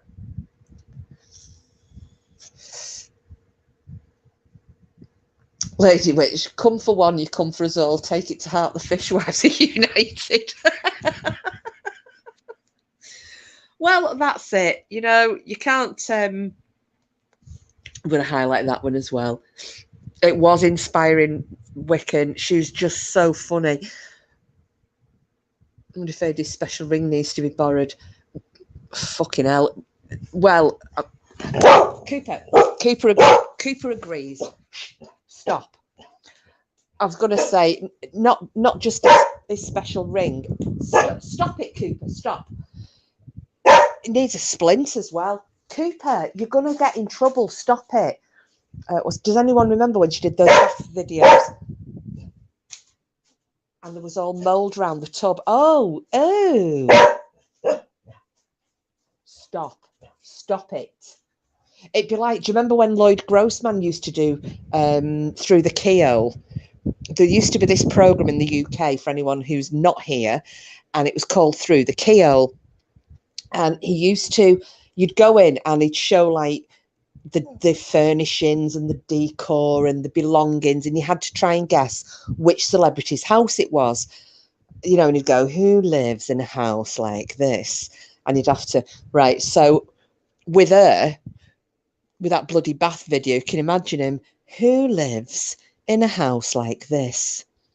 The bath doesn't have a ring round it. The ring has a bath round it. You dirty bastard. Clean it.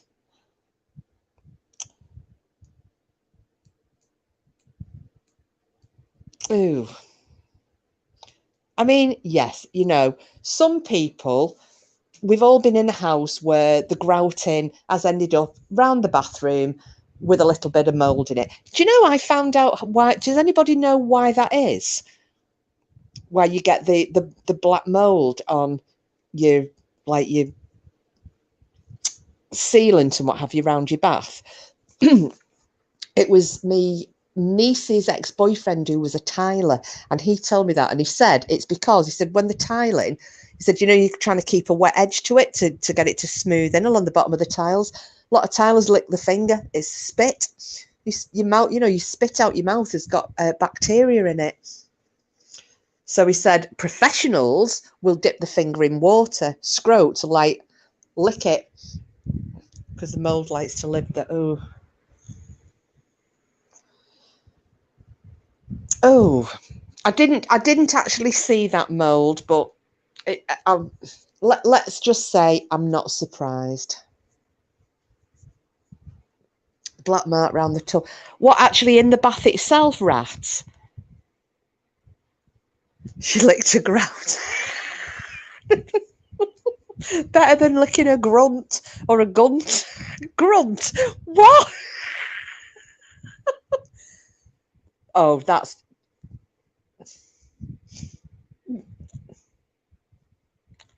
The thing is, how can you forget to clean? That means she didn't clean it before getting into the bath.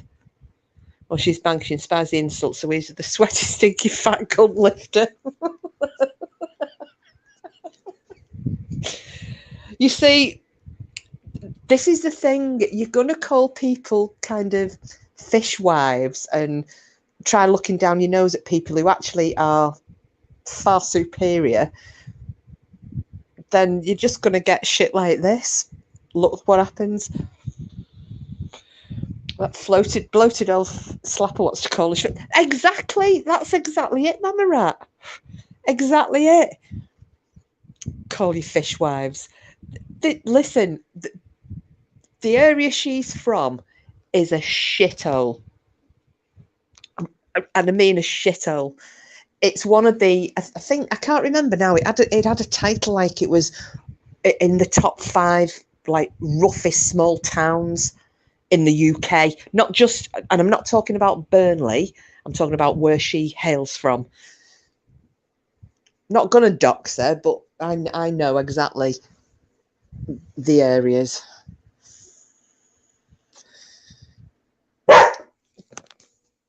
Enough. You're not to do this.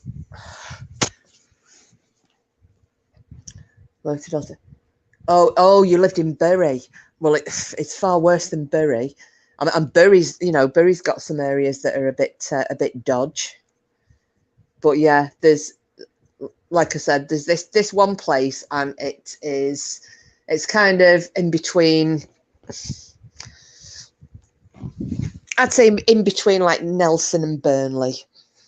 And I've got a lot of friends who live over in that neck of the woods. And yeah, she can't really start claiming to be, you know, all sweetness and light and a little bit above everybody else. Because at the end of the day, anybody with a little bit of class wouldn't be dragging people into a home from the internet, would they?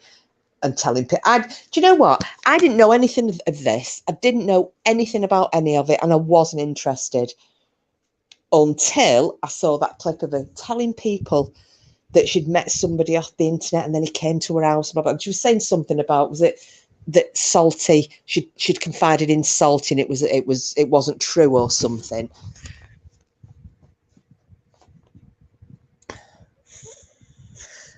And that was the first I'd heard of it. And at first I'm thinking, well, do you know what? It's not something I would do. I wasn't, I was brought up, not dragged up. However, I understand adults are adults.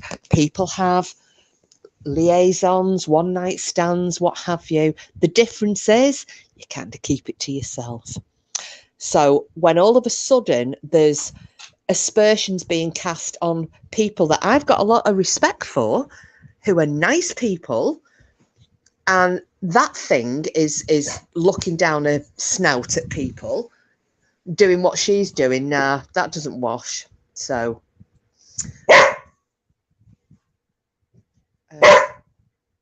got a good shop up there, she's good factory. Oh, do you mean Boundary? Stop it.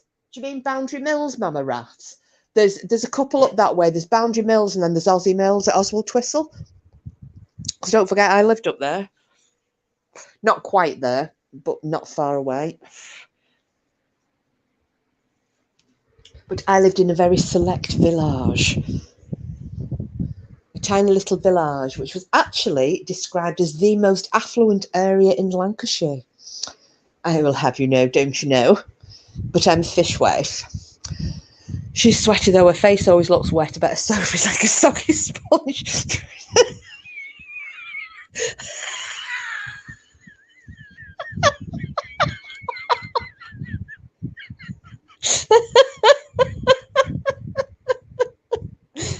She confided in Salty, but she couldn't do anything from where she was. She tried to help her. She at no time has ever called her any names. So that's BS. Absolutely. Absolutely. Oh, your sister lives in Aussie. Oh, it's quite nice round there. Well, it's quite nice for the houses that don't live anywhere near the illegal tip that hit the headlines. There was a place that had been used as an illegal dump, and there were flies. You may have heard of this, Mama Rat, a couple of years ago. There were plagues of flies, swarms of them in people.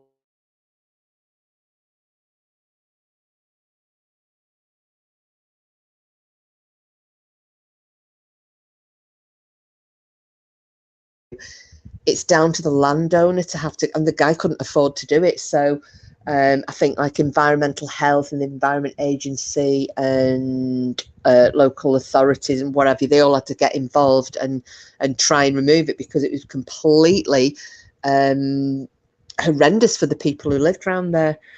Oh, my laugh. Sorry, Cassius. Green Eyes is going to be gutted though, because she did say she wanted me to come live, because she said I just like listening to you when you lose it and start laughing.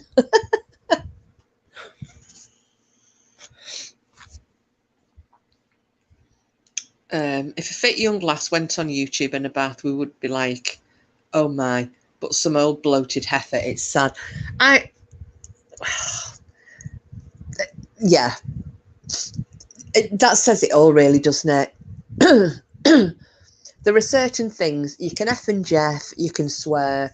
Doesn't mean you're either poorly educated, badly brought up, or lacking in morals. Because, if you want to look at the people who are in here, I mean, look at for example, look at Sheila, who is, being accused in I was going to say a roundabout way, but it wasn't. It was actually pretty direct, wasn't it? Of thieving, conning and thieving, highly educated professional.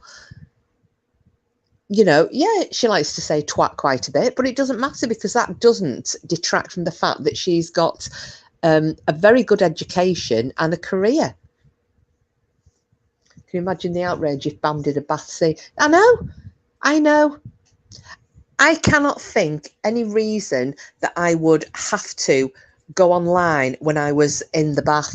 If I did, it would be like it is now. You just have my photograph up. You might hear me splish splashing around, but you wouldn't you wouldn't be seeing anything. Absolutely not. There was absolutely no reason to alive from the bath. That was pathetic attention seeking. It absolutely was Voodoo Queen. It was. She's just horrible. And she really has got some of these people suckered in, hasn't she? Horrible person. Excuse me, I'm ordained, you stupid effing sow. Who's ordained? You know when you're near a house. Oh.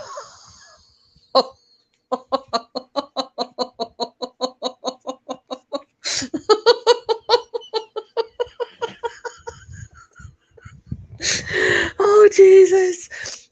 Oh, my goodness. Oh, do you know, I'm prattling away here. Hang on. What I need to do. Bear with me 1 second. Because I always forget to do this.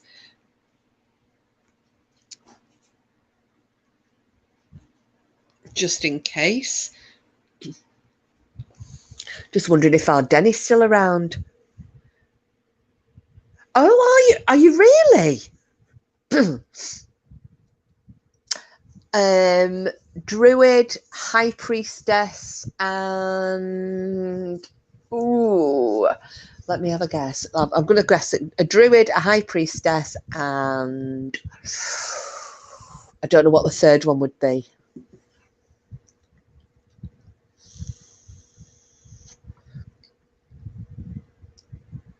Am I right on those first two, though?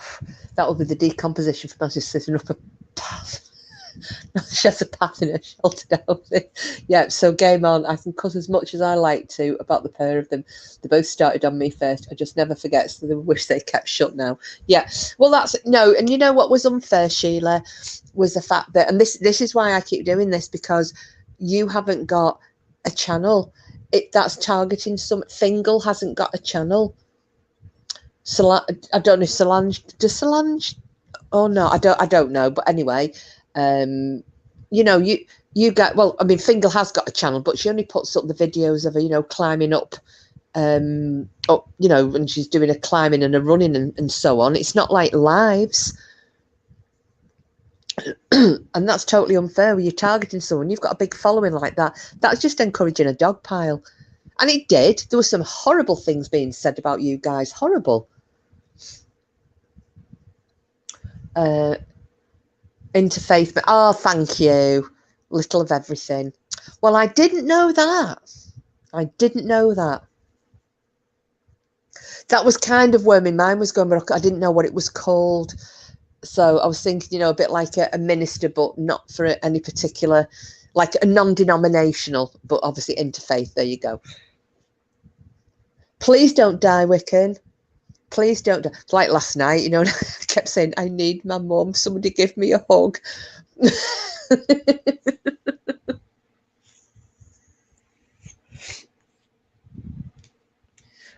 we've got a lot of people in the cheap seats today.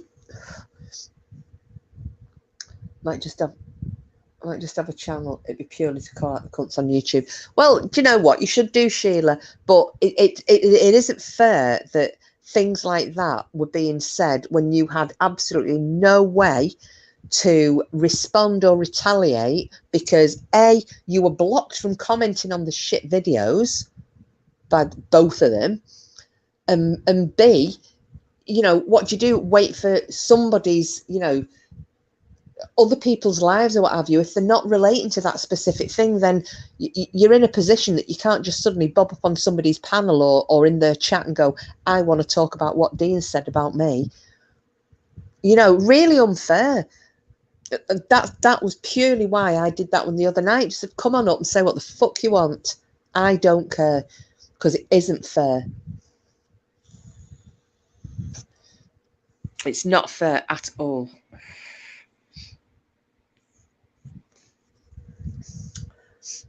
Oh, I don't know what to have for my tea. I'm actually getting a little bit peckish now. Somebody give me some ideas. I've got a recipe. I'm not going to do it today. I might do it tomorrow. It's for roasted garlic mash, and it looked really nice. It's an American lady's recipe. And what she does is, instead of, because I don't know how you guys make mash, I do it the way my nana made it, which is like shitloads of butter and milk. with the mashed potato. You know, you mash up the potato, loads of butter, milk. Maybe if I'm feeling a little bit extravagant, a bit of cream would go into it. But generally, that's the base for me mash.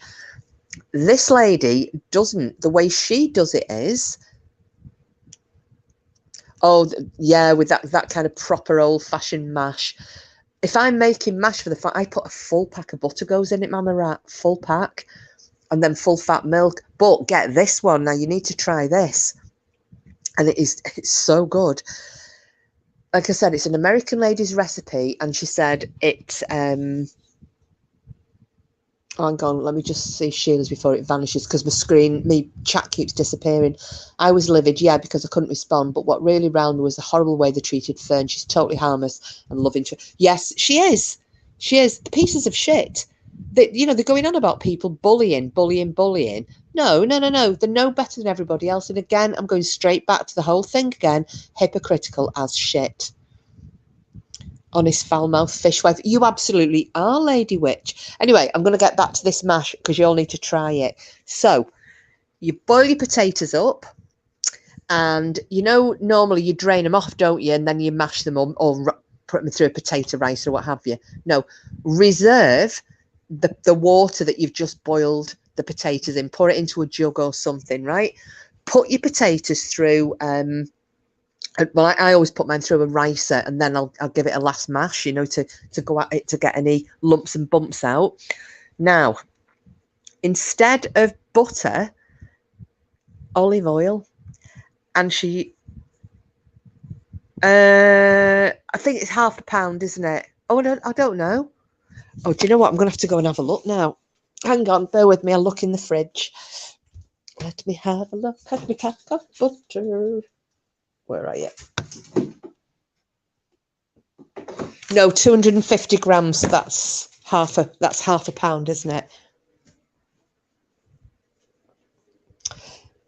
Yeah. So she makes it then with olive oil and some of the water that the starchy water that the potatoes have just come out of. Oh my God, it's creamy. It tastes better, the same as, if not better than, when you make it with cream and butter. But what she's also done is she roasts garlic. So for one load of the mashed potato, it's one whole bulb of garlic. So she roasts it in the oven, and then as she's riced the potatoes and she gives them a bit of a mash, she then adds in the she gets the garlic out of it, because you just pop them out, don't you, out of each of the little cloves. They just pop out when they've been roasted. Mush them up with a fork and then throw them in as well. God almighty, it is the nicest thing you will ever eat. So please, somebody try it with olive oil and the potato water, and with the oven roasted garlic in as well. Just let me know what you think, because oh my God, it was amazing.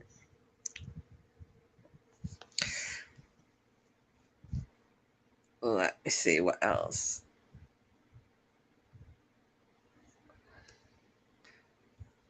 Oh yeah, of course you do. I forgot that you shrink skulls, Lady Witch. Yeah, who was that for? Who? Because somebody said it was a death threat, didn't they, about you shrinking the skull? Was it AD? I can't remember who it was now, but yeah.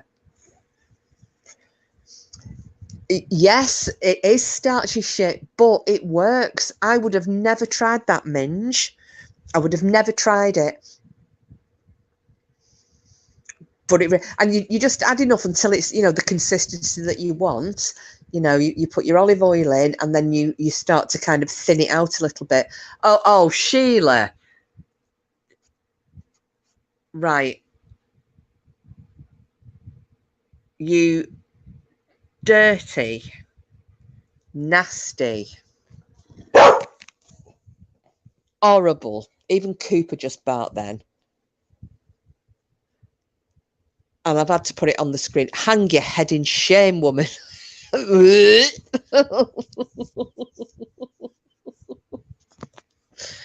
Oh, Lord. I don't even know what to say to that. Bet when the dynamic duo got in bed on Monday night, he was cursing you, which bits for shrinking other bits. Well, thank you for keeping me on my diet. Voodoo Queen, just think about the potatoes. Think about the potatoes. Toss in some garlic and give us some toast. So did anybody... So what was it on the toast then? Because you didn't actually inform us. I don't know, Minge. He probably got off the plane and I don't know, spoke like the Wiccan will tell you, the Swedish chef off Sesame Street. And put the birdie chicken in the birdie pan. Spreaded shit. Was it not Nutella or something? You think it's cheese? I can't, Wiccan. Too late, I did. He had a pulse. Well, yeah, that's the other thing, isn't it? That's just so, it's just desperate.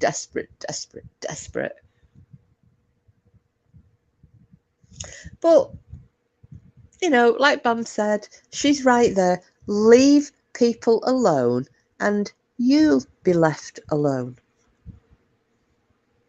Doesn't come much plainer than that, really, does it? You know, making nasty comments that get seen is what then causes the reaction that you saw last night that you don't like, and today, which you're not going to like. But I'm not stopping people saying whatever they want to.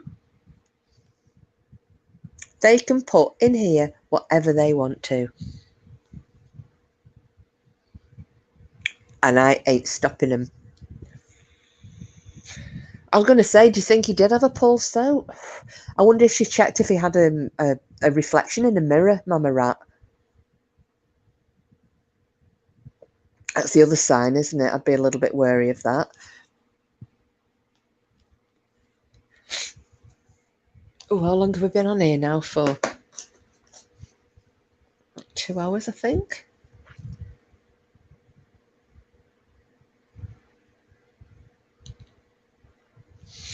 Sorry, I was just trying to see, but I can't tell.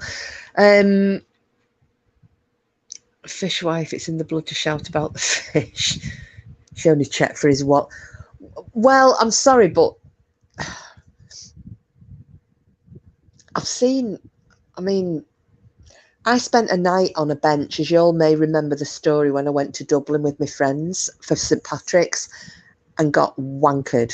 Oh, thank you, Minge. Oh, hour and 11. Oh, so nearly 2 hours. I got wankered. I lost all my friends. I couldn't remember where I was staying, even though we stayed in the same hotel every year. And it turned out it was literally in front of me. I spent the night sitting on a bench in Dublin, chatting to a tramp all night. He was better dressed. Just saying. I suppose they aren't bothered about what we say, so that's a heavy gunt off my conscience.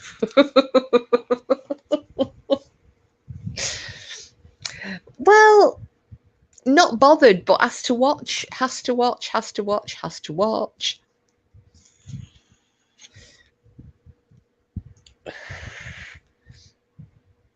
And all I'm going to do is just keep referring back to the hypocrisy. You know, it's the don't pick on a woman with anxiety and then goes and picks on a woman who's got anxiety due to a house being watched. You know, don't say this about us and don't tell lies, but yet they're doing exactly the same about other people. Commenting about other people's looks, but don't like it being done about them. You know, commenting about people who are on disability, doing certain things, but don't want the attention drawn on them, being on benefits for the same type of shit and doing things that they probably shouldn't be doing. See, it's all hypocritical. And it's just pathetic. You're just making yourself look a twat. It's like that do as I say, not as I do. My arse. And can you imagine if your Porky was doing the same to Bam? You'd be like, the fuck I'm saying. Yeah. That's it, Mama Rat. It's just a little bit, but the thing is, I think that's her pushing that push, because the vehemence, the real evilness and the nastiness that went with that came out of nowhere. Yeah, that's been a little bit of the whole, yeah, whether it was the tears were turned on, whether she offered him, got down on her knees, and I was going to say prayed, but praying, I don't think that's what she'd be doing down there. If my Porky was doing that, Mama Rat, he'd have a clip right back of the head, probably with a shovel.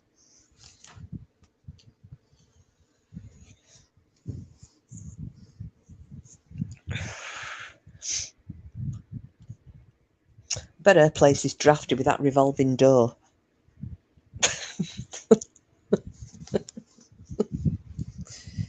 No, there's certain things that you don't do. Well, if she thinks he has more clout, she's more mentally disturbed than we gave her credit for.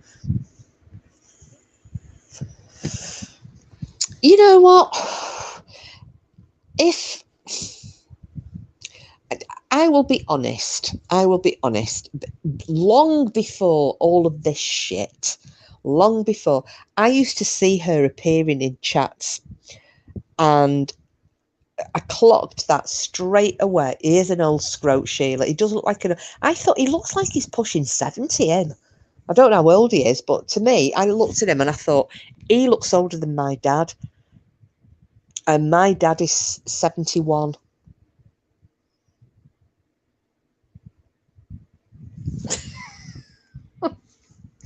But with her, I never, oh God, wicked. 60. Oh, well, there you go then. But he actually looks older than my dad.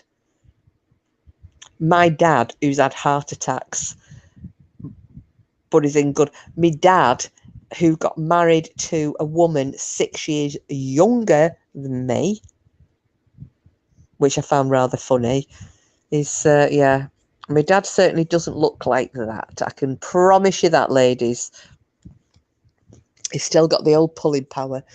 So yeah, but I used to see her popping up in people's chats, and when you just get a feeling, don't you, when you see the way that people type and what they're typing, and like I said, because I was kind of new to the different channels, so I used to keep my mouth shut and just observe, and I didn't know who was friends with who or who I might be offending by opening my trap, and I just sat back and I watched. I clocked straight away. She reminded me of a girl I used to work with, and she was a little shit as well. Miss Goody Two Shoes. She was bone idle. She was devious. She was evil. She was holier than thou. She sat in judgment on everybody else, and she was a piece of shite. And I'll be honest with you, and I said this, and there's people who can back me up on this. I said this, well, last year. Don't like her. Don't like her. There's something about her, and it's no, I just don't like her at all. I think she's shady, she's shifty, and she's devious. She's not a nice person. And the more I watched and the more I saw, yeah. And I was right about it. Now, I'm not saying I'm always right about people, but sometimes I get a gut feeling. Didn't like her then, don't like her now. Having said that, I would still never have bothered. I would still never have bothered until I saw what she was doing. That with the turning the tears on and the whole fake act on was it Salty's Live, going on the trying to get into Bam's chat that night when Bubbles was up. Take the hint, nobody wanted you up. Seeing the comments being made, seeing the way she was replying to that bloody Crackers Kelly one in the text message that she made public. Just not a nice person. I've seen her when, you remember when Salty had a live and it was nothing to do, it was nothing about Bam, and yet she kept coming in. She's obsessed. She's not right in the fucking head. She kept asking, bringing it up, what about Bam doing this? And they kept saying, this isn't about Bam, get out. And she was put out of the chat. Can you imagine any one of us coming from another channel and sending you a private chat that you had with an adversary, thinking it would get you in with the creator? All it did was show us. It showed her to be she's not a trustworthy person, but she's like that saggy. She puts the voice on, and she pretends to be something that she's not. Well, I'm sorry, but she's not what she's pretending to be. You know, I could come on here night after night after night with a voice on and pretend that I'm, oh, please be nice to everybody. Oh, yeah, and don't, don't listen, just rise above it. Oh, yes, giggle, giggle, giggle. And and I've met, and I go on this fantasy land. Oh, and I've met this guy. Oh, yeah, we've been having a relationship. Never met him, never even FaceTimed him, but we're in a relationship. Yeah, we're going to get married. He's going to buy me a house. And all those people over there, oh, they're so evil. They're so evil and horrible. Ooh, fishwives. Whereas I am just the epitome of kindness and holiness and turn the other cheekiness. Piss off. Go on, preach it, Cooper, preach it. Even he was going to say piss off. It's just, and at the same time, going online and telling people that she's having to come clean about basically having one night stands with strangers off the internet, which she tries to justify by going, oh yeah, but we talked for years. You've never met. Same as this man here. You've never met him. I not that I give a shit. I don't care what happens to her. But he could be a fucking serial killer. Yeah, it's a little bit public, but it could be a raving alcoholic. It could be a drug addict. It could be a thief. It could be a woman beater. Do you know what? You don't know. You don't know. She's vile, the fat, sticky minger. I really need to buy a membership to this lovely woman. You'd buy the membership if it was me, though, Mama Rat. Rather listen to nails on a blackboard. Yes. And thank God I'm a Satanist. Well, you see, this is why I always talk, and I won't have anything to say about other people's religions. People can believe in what they want to believe in. It's a personal choice. So long as you don't ram it down other people's throats, that's absolutely fine. So long as you're not constantly ramming it down other people's throats, what a wonderful person you are, and you're so religious and your religion makes you right because you're wonderful. Fuck off with that shit. This is, this is why I like Odinism. It's one, you don't kneel to your God, you stand with them as equals. Oh, I get you, Mama Rat. No, I know, I wouldn't either. But, you never apologise. All your actions come from, they're conscious decisions that you've made, be they right, be they wrong. But you don't then beg your gods for anything. This is it. One of the sayings, I don't kneel to my gods. I stand side by side with them. I don't beg them for anything. You ask for a bit of guidance, but I never, ever say, oh, please, like she probably does. Oh, please bring me a man, a real cock. I want a real one, not just a cyber one. Please God, I'll chew the altar rail several times a day and I'll walk around on my knees for a week and I will get it because I'm so holy. None of that shite.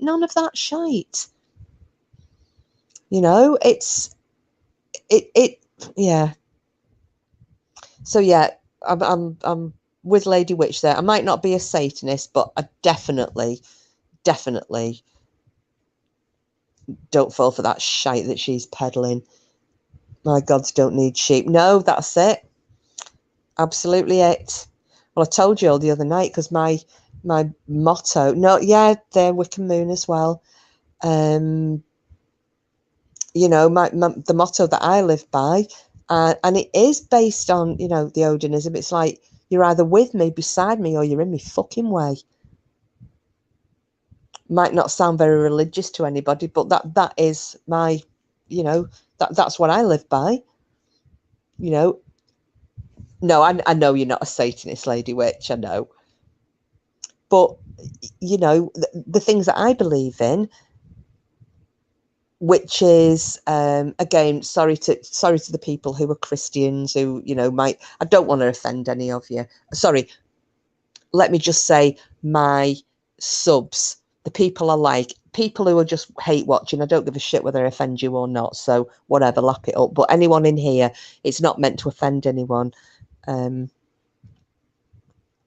Okay, what's this? It's toe curling watching a medicated, bloated older woman act the way she does. And anyone sat there paying lip service ought to be ashamed. Well, yes. Shit, shit, shit. Just like that bit of toast, my internet is shit. Oh, gosh, Kathy is. Dear me. But yeah, sorry, Stella. Yeah, we can't be offended. So, yeah, so what I was going to say was, you know, the way I live is that I don't ask for forgiveness for anything, because I've made a choice to do a particular thing. That's my choice. The gods didn't make me do it. They can kind of influence, they can guide me. They might be able to point me in the right direction, but they don't, you know, or they can add strength to my arm in battle if that's the way I want to play it. But, you know, I don't grovel for anything. I don't believe in just doing good turn, you know, this whole be kind, be kind, be kind. No, bollocks. If you piss me off, you're going to get your head ripped off. If, you know, I'll swing the axe and duck or run, whichever. Don't try to bite it, Cass. Oh, gosh. I really need to see. Well, do I need to see it, though? I was going to say I need to see that picture, but do I? Do I really?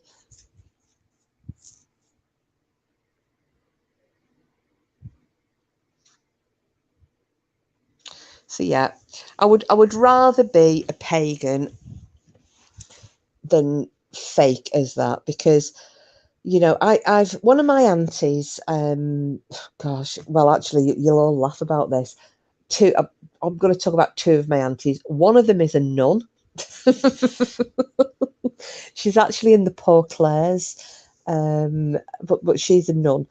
And then my other aunt, who I actually thought would have been a nun, apart from she then met my uncle, the South African uncle. Well, he's Rhodesian and then South African, but she is very, very religious. She's a staunch Catholic. However, she is one of the kindest, sweetest, non-hypocritical people you would ever meet.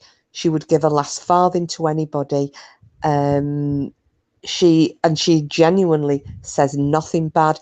I've done it where I've been having a whinge to her and she won't join in, you know.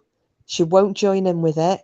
She's just a she, to me, is a true Christian. She's more of a Christian than my auntie who's a nun, which is very weird, but, you know, she actually is. Our Nana and me used to take food up to the Poor Clares all the time. Well, that's it, Wiccan. They own nothing.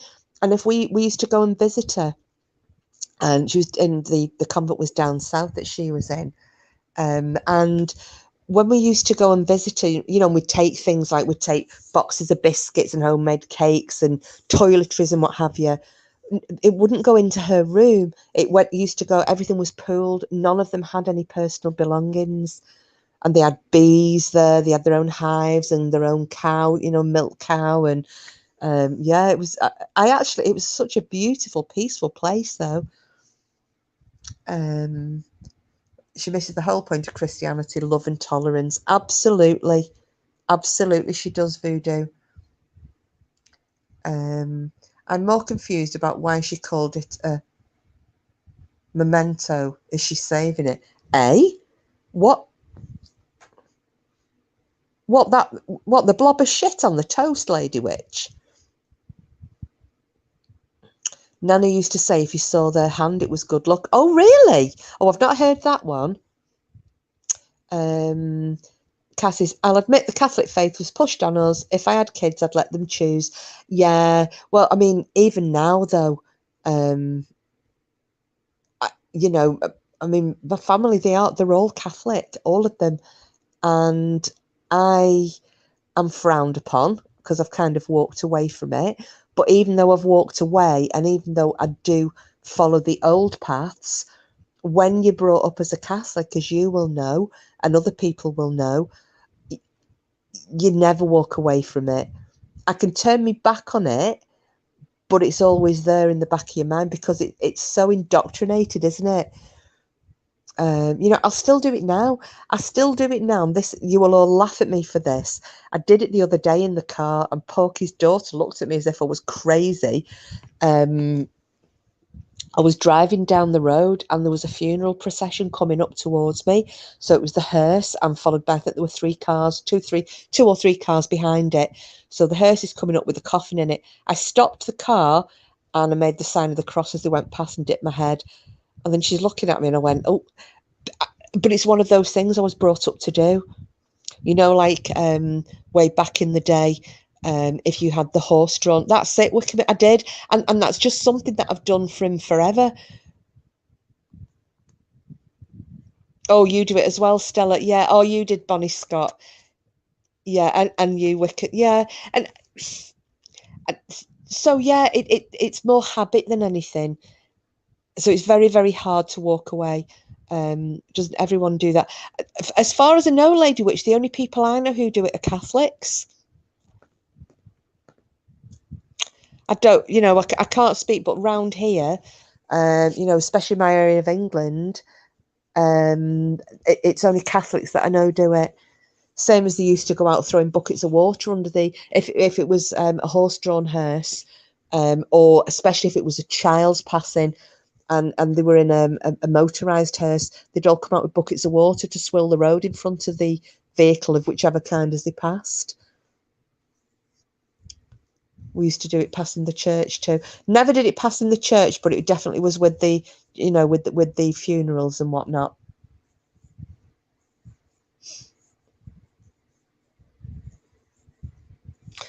And it's what is really funny is, especially if I watch a program, when there's any part of a Catholic mass. Oh, you do it as well, Cassius, do you? Oh, I don't feel so bad now. Cassius, that's what I did. I was at Catholic junior in high school. Convent is at the top of the street. My mother was a music teacher at my school with the nuns and monks. I rebelled, and Voodoo Queen converted to Catholicism many years ago. It's a piece of cake compared to my childhood denomination, but I believe different than most cradle Catholics.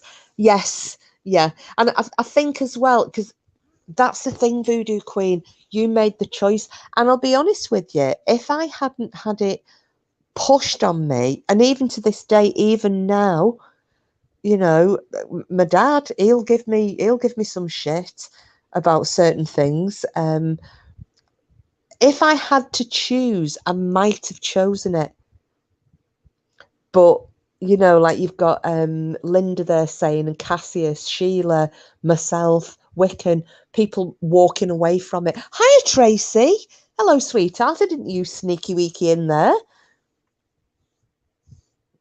But you see, that's why Voodoo Queen, I think that you've got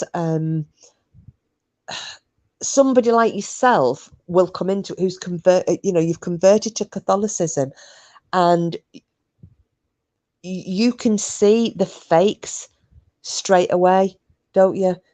You can pick them out because you're coming from a completely different place. So you see people like her with the fakeness and the, it's sham. It's a sham. Everyone drew the curtains back. Oh yeah, Cassius. Yeah, but you know why that was as well, though, because I remember when my mum died, and oh, sorry, I'm going to sneeze, guys. Give me 1 sec. Ooh, bless me. And the other thing as well was everybody. You always had the your relative at home, didn't you? They came back the night or the day or two before the funeral, and you'd have them at home. Yeah, we can cover in the mirrors. All the curtains in the house would be closed. Open the window to let the soul out. Yeah, we used to have them at home, and you'd sit. I can remember that happening with my granddad and my mum and my nana.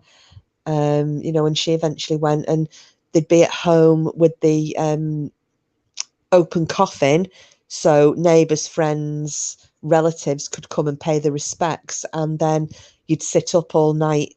The night before the funeral, have a wake, and they'd sit up and either pray or drink or what have you. I bet her God will be so proud of the way she's behaving this week alone. Would be enough to get her shunned. Well, oh, your nan was the first body you saw. Mine was my granddad, Bonnie Scott. He was my granddad, bless him. He was a lovely man. Huge Scottish guy he was. He had hands like shovels. Absolutely. Grew up in the Bible Belt of the US in the city of Jimmy Swaggart. I was raised with Bible lessons weekly. All right, okay.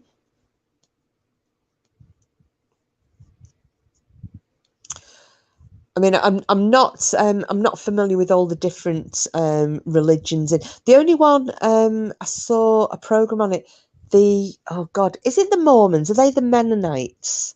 The ones who dress very conservatively?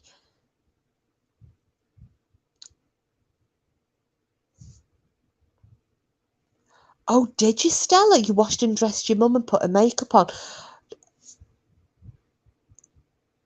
Wow. Was that I mean, did you do that just, as a thing to do, or were you working in a oh, what's it called? Undertakers. Sorry for being nosy. Mennonites and Amish. Yeah, it wasn't the Amish, it was the other ones I was thinking. So yeah, with the original Mormon, because where I moved from, not far away, there's a little town, well, it was a little, couple of miles or so away, was a town called Chorley, and it's got a massive Mormon temple there.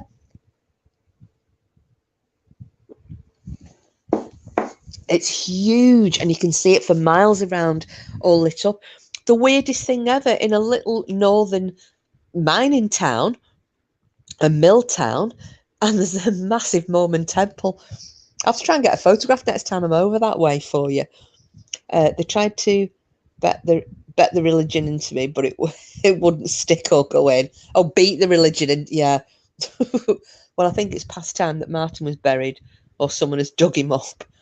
Oh, she died. Oh, Stella. Oh, yeah. My granddad died at home.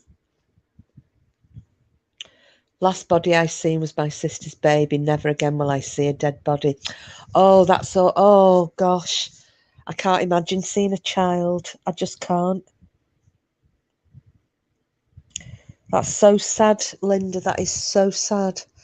Oh, and Stella with the dying at home. Do you know though what? If I had a choice, that would be where I'd want to be, in my own bed. That was my granddad's choice. He wanted to stay at home, and I remember me and my sister were downstairs, and we it was weird, right? We knew he wasn't well, but we didn't know he was dying. He had cancer. He had prostate cancer, and we didn't know. We were only kids.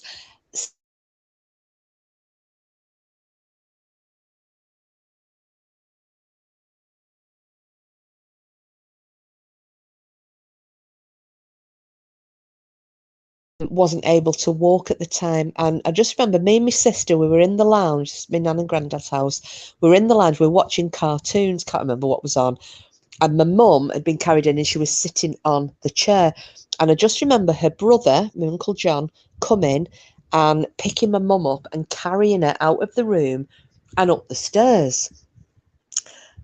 But we didn't think anything.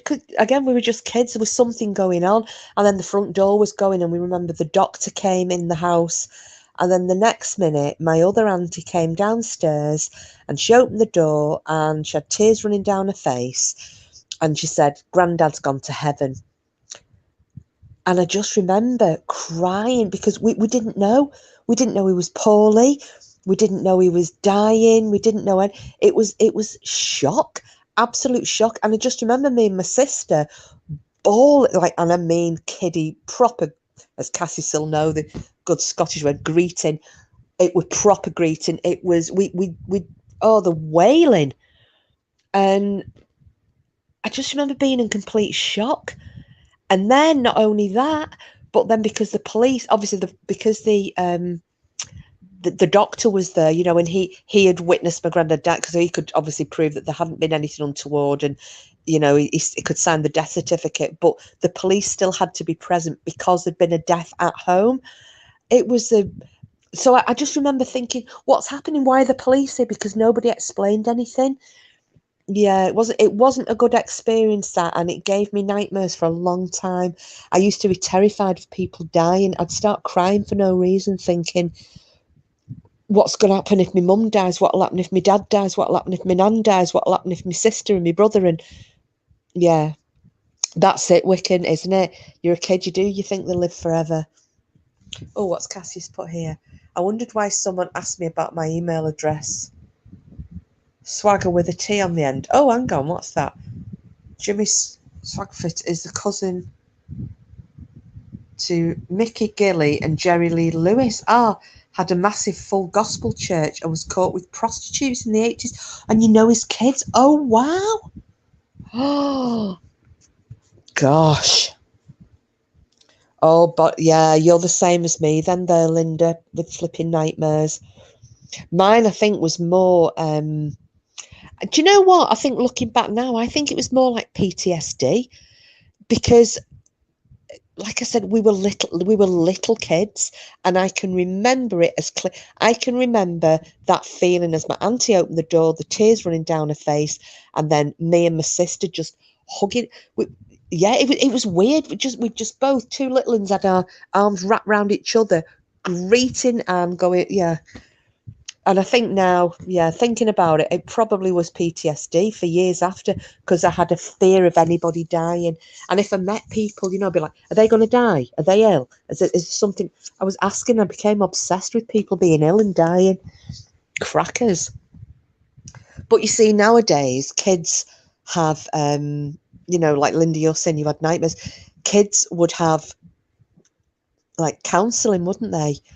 They'd make sure that these children could talk it out. They saw a psychiatrist or a psychologist or a counsellor, but we never, it wasn't, it's only in the last like 10 years or so that people do this. Oh, are you off now, Stella? Catch you all later, you foul mouth fuckers. Oh, brilliant.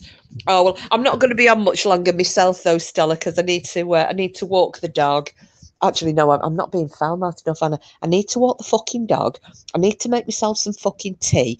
I need to go and see my fucking boyfriend and see if he needs some fucking tea as well, because he's playing his fucking game in his fucking office.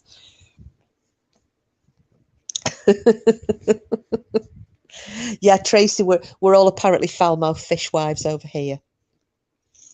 Stella, see you, fucker.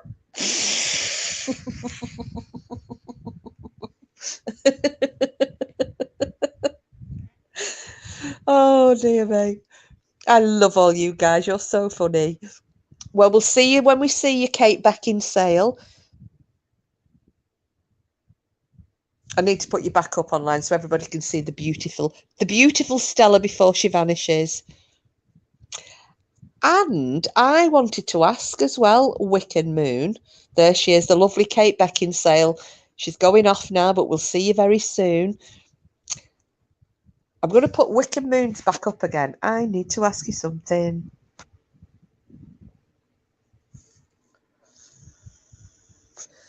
I bet you know what I'm going to ask you, don't you? Is that photo your ghost hunting group who you did Lep Castle with on your photograph?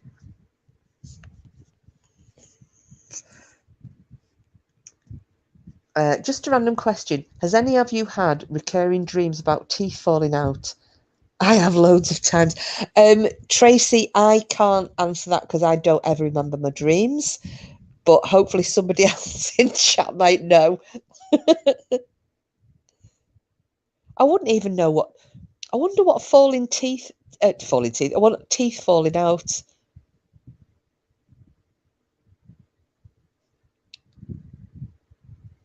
Oh, you have as well. Oh, there you go.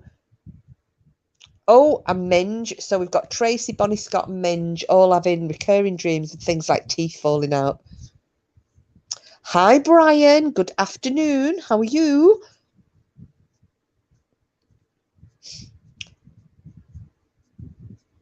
Minge says, usually I'm chewing toffee and they all get stuck.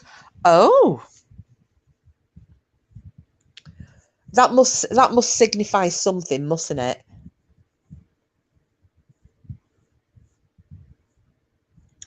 I mean, the only one I ever know of is that, and it was one that my nana used to always say, and she used to say, dream of the dead, trouble with the living. And if you dreamt of a dead relative, there was usually some kind of trouble or drama or something going on with a living relative. Thanks for the wrench, wench. You're very welcome, Brian. Bonnie, teeth. Me, I wake up and I have to tap my teeth to make sure they're still there, like they're going soft. And then you says someone wants to silence you. Oh, there you go. Let's highlight this one from Lady Witch. Feeling insecure. Teeth falling out are associated with loss and important life changes. Mama Rat, think it was the Catholic mantra. It scared kids because we wondered if we were going to hell, if pure enough to be permitted entry to heaven. I'm good now because only Shannon can make that. Just fuck that. Yes, you tell him, Cooper. Come here now. Come here.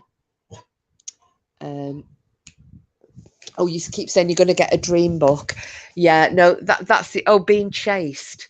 Yeah, you see, after my mum died, I had probably for a week or so, maybe a little bit longer, I had dreams and they were nightmares and I was waking myself up screaming. But since then, I've never had a dream I can remember. I wake up, I'd love to. I wake up and I cannot remember anything.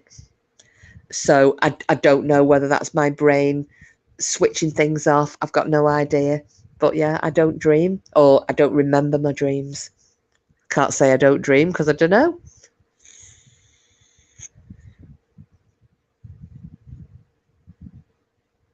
I don't know if yeah, just wondering. I don't know how much store people give to, dream interpretation or not. Is it a real skill? I just don't know. You're going to Blackpool next week. The lights are on next week, Brian. I live here now.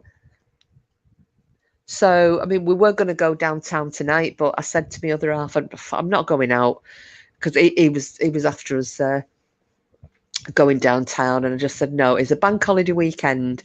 It's the last weekend before the kids go back to school. It's going to be fucking crazy. I'm not going down. It's going to be full of knobheads. We'll go next weekend.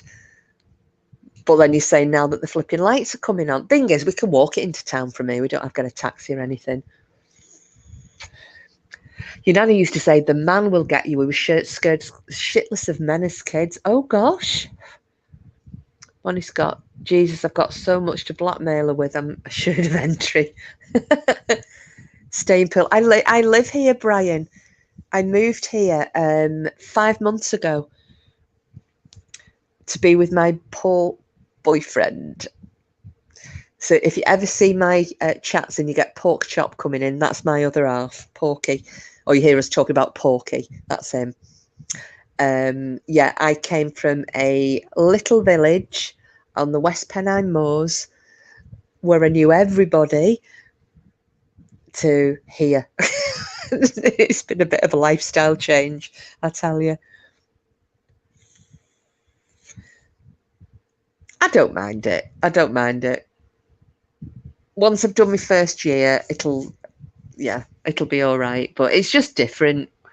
It's very different because I'm used to living in the middle of nowhere. I'm used to seeing deer walking down my road and having owls roosting on the roof of the house, which these guys, when I was doing lives, there'd be owls on my roof hooting. Here it's fucking seagulls and bagheads walking down the street, smoking joints with needles sticking out their arms. That's a slight exaggeration, but yeah. It's like any of the streets you walk down, it's I used to know someone that lived towards North Lodore Road. Don't know if you know that area. I don't know where that is, Tracy. If you tell me, I live near Stanley Park. First years are hard, yeah, but I'm nearly halfway through, Linda. So yeah, we'll see how I get. We used to go down 4 or 5 times a year. Did you? Well, they have Scots Weeks here as well, though, eh? Actually, and I got told, and this is true, my partner, he said, there are actually, he said, more Scots living in Blackpool than anywhere else, outside of Scotland, anywhere else. And it is literally virtually everybody I meet on the park in the morning when I take the dog over for his walk, they're all Scottish living round. So I don't feel as lonely, even though I've not got the accent anymore and I lost it a long time ago. There's a guy I meet in the morning. He's got a collie as well, and our two dogs have a play. His name's Ian. And I always say, oh, I love speaking. He's an old fella. I think it must be in his 70s, I think. I say, I love talking to you. It just makes me feel like home. We went as kids a lot, club trips, etc. Do you know what? When I was a kid, we came to Blackpool for a week with my nana. Oh, it's a play. Oh, right. So it's South Shore, Tracy. Right. Okay. Yeah. We're right near Stanley Park. Like, right near Stanley Park. And like the cricket ground, the Blackpool Cricket Club, a huge club. God, they have some big cricket matches on there. They had like music and I mean, I'm used to the village I came from had a little cricket green. They had their own little cricket club, which got a few people watching, but it was like country gentlemen cricket on the village green type of thing. Here, they've got like burger bars, there's mobile drinks things, there's a clubhouse, they've got music going, hundreds of people watching the matches. It's amazing.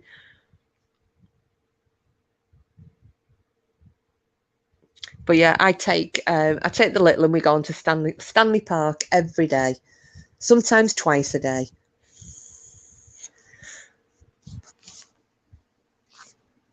So did you used to stay down here then, Brian? Did you stay in a hotel or a guest house or something when you came down?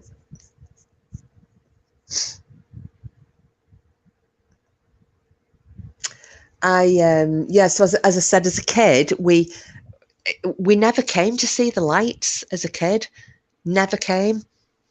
But we came for 1 week. It was the year after my mum had died, actually, and we came with my nana, brought me and my sister here for a week. I think just basically to try and cheer us up a little bit.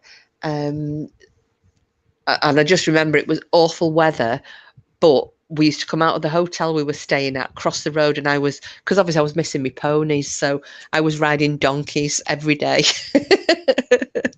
I get on, have a ride of the donkey up and down, so that was all I wanted to do, was ride the donkeys. My gran bought a flat down Harrowside Road, and she stayed in Garden Terrace. I don't know where Harrowside Road is, though. I still don't really know everywhere, Brian, because I don't really go exploring that far. I stick to Stanley Park. I stick to going down onto St Anne's-on-Sea, where I take the dog down on the beach. And then my horses are over at Balham, which is outside of nearer to Lytham St Anne's. I've been on weekends, Kiss to Blackpool, on drinking benders. Pubs were on the front, Castle Tower. Not for a long time. I haven't been. I always loved Blackpool. Oh, Castle. Do you mean where the casino is? Do you mean that one? The one further up towards the Fleetwood end? Just when you're on about Donkey, my Donny's on the other phone. Oh, the biggest disco ball in the world. Oh, yeah, so that's down South Shore as well, isn't it? Harrowside. I'll have to look all these places up. Castle Pub, not Water Park, and Tower drinking, not going up it. I mean, oh, okay. Well, you see, we like going to round the back of the Tower, near. I'm trying to think what the name of the street is. Can't remember the name of the street, but we like going to a couple of pubs. There's the Hogarth. We like going. There used to be a bank down near what used to be Yates's Wine Lodge. So we go there, and there's another pub called Churchill's. We like going in that one. And what's it called? The Black Dog. The black pug, little black pug, I think it's called. Go that one. Hey, come here. And there's another one called New Springs. But and then there's the Bellevue as well. So they're the ones that we've kind of gone to, but we've got to know people in there. So, and I met my first friend. So I've got friends at the farm, you know, the horse friends, but they're not friends I go out with.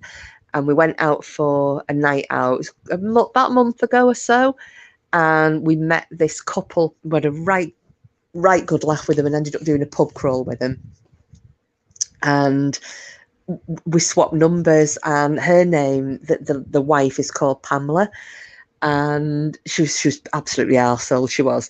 And she's like, give me your number. So we swapped numbers, and I said, you're my first friend in Blackpool. And she was like, oh, she was nearly crying. She's like, oh my God. I said, no, you're my first friend in Blackpool. I don't know anyone other than where I keep the horses, and they're the other side. They're over at Lytham St Anne's, so we don't, you know, go out. It's not like we're just round the corner.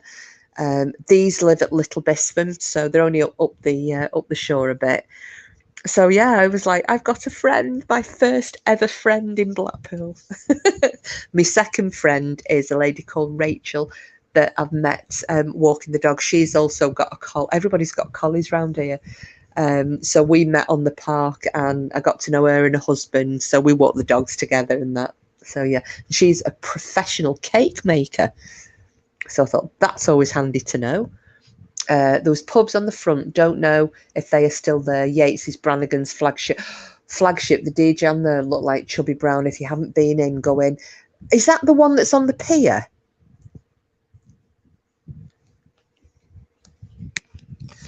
There used to be one that was up. Oh, there was one. What was it called? I can't remember if it was the Flagship or the Showboat. Flagship, did you have to go up some... If it's not the one on the pier, is that the one where you had to go upstairs to get into it? 2 German Shepherds, 1 Akita, 1 mongrel. Oh.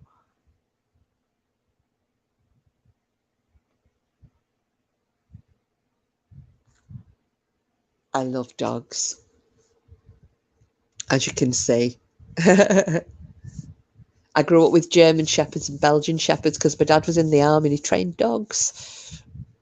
We always had a house full of them. Yeah, I remember going in.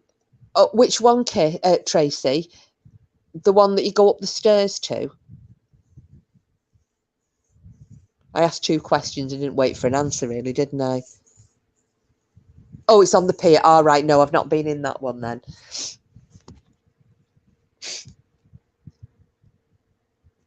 I might go when everybody's stopped holiday making. It's just, honestly, it's a nightmare. And I'll be honest with you, well, I'm not going to go into detail, but let's just say Blackpool has changed. The people holidaying here, it's changed a lot. So,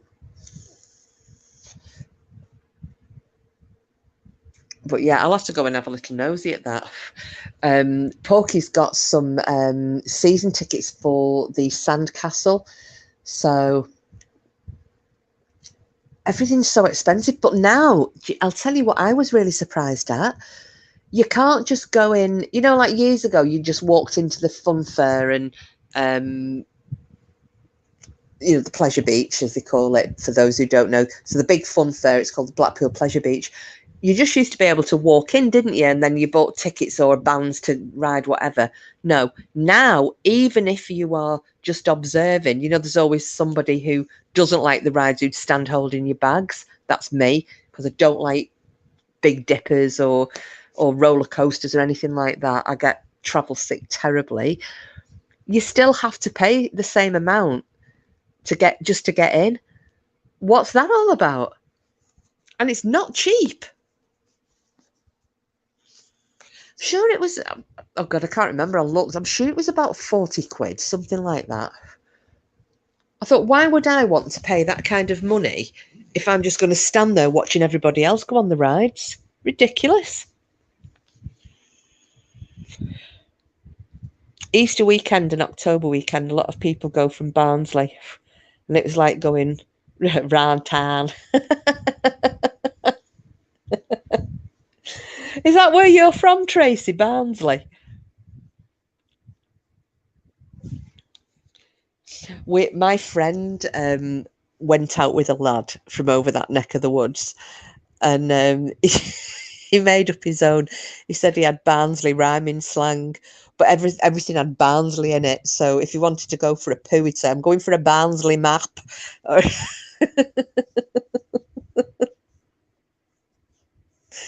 or if like he was having you're having a laugh, he'd say, "I'm having a Barnsley bath." And that was his laugh. It was weird.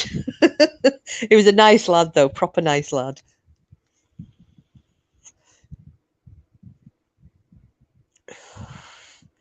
But he used to say, now, and I didn't know that this was what they said in Barnsley, or unless he'd got it from somewhere else. But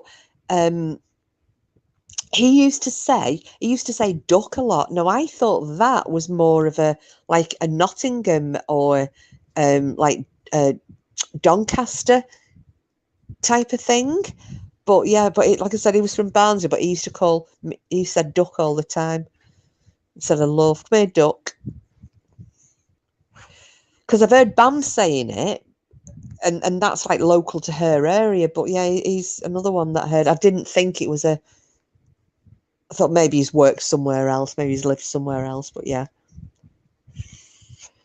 Hey up there, what they on with? It was like when I was singing Ilkley More Bar Tat last week, wasn't I? And then trying to sing the English version of it. On Ilkley More without a heart. On Ilkley More without a heart.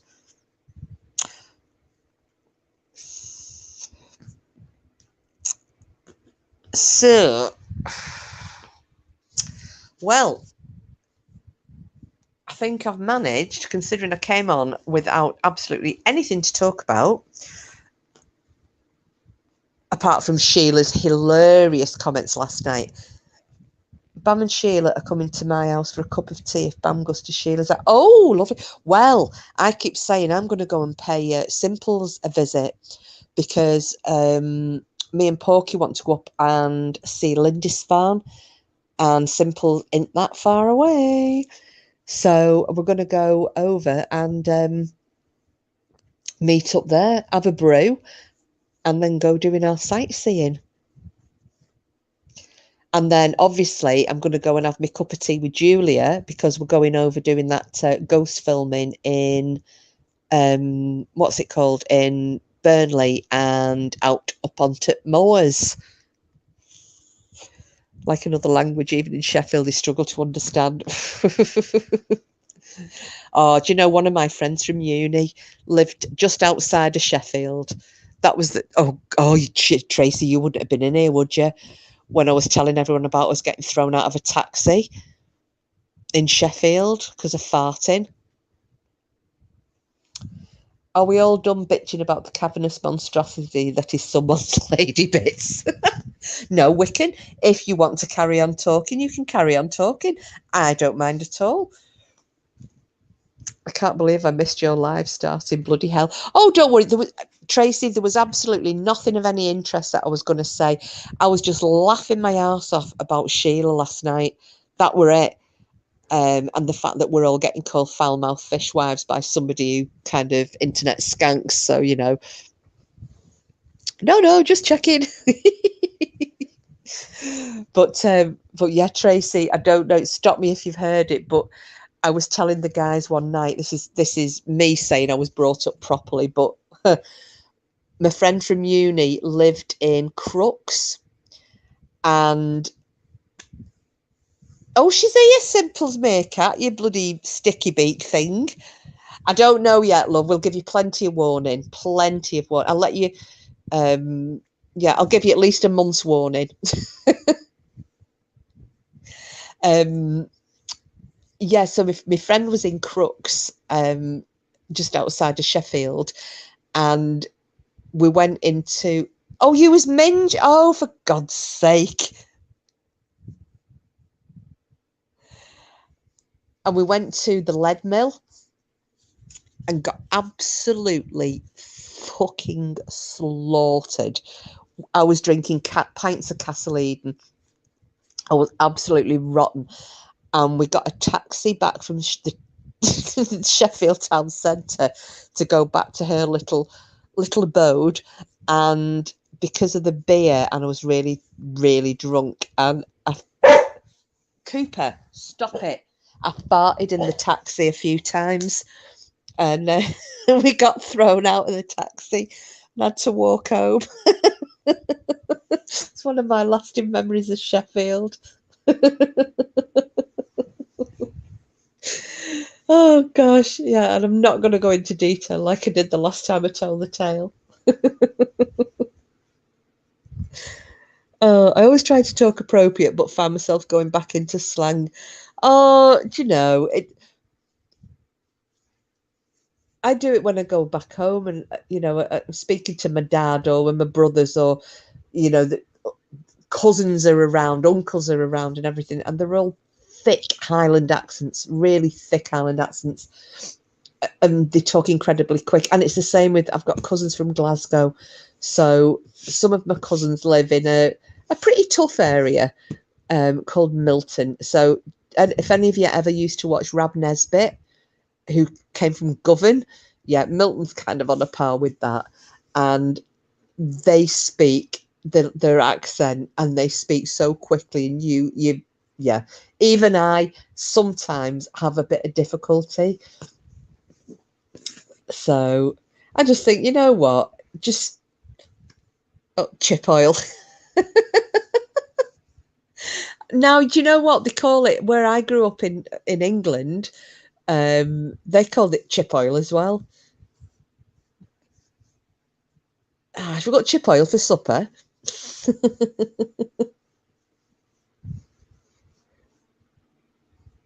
That's it, Mary Hen. See you. Because he always just go, away, didn't he? I loved him, Grigor Fisher. He was great. Do you remember when he did the Baldy Man? And he had that bald wig on with a couple of like his comb over wisps. I used to love that chewing the fat, which some of you may remember, or Cassius definitely will. Can never remember the name of the woman who was in that though. Not been round town for ages. So comb over man, that was it, the baldy man. But there was that one where there was one particular sketch, and there was an ice cream van. If Cassius is still here, he'll remember this one. So there's the ice cream van, and there's a young the woman who always used to do the sketches in Chewing the Fat, and this is the one I can't remember her name. So she's in there with like quite a tight top on and a mini skirt, and there's two little boys waiting for to be served. So one of them gets like a cornet, the other one's about 4, and she says, "What does your mate want?" And the mate whispers in his friend's ear, and the older one says, "Gee's a swatcher, you fanny." So she starts to hitch up her skirt, and obviously the camera pans away to these two kids with their mouths open and like the ice cream dropping out of the cone on the floor, and then it goes back to her as though she's pulling her skirt back down again. And then like later in the program it goes back and it's pitch black, and the ice cream van's not there, but these two little boys are still standing there with empty cornets and the gobs wide open. Oh, Brian, the fascia or chewing the fat. That's it. Geezer swatchy. Well, it was geezer swatchy, you fanny.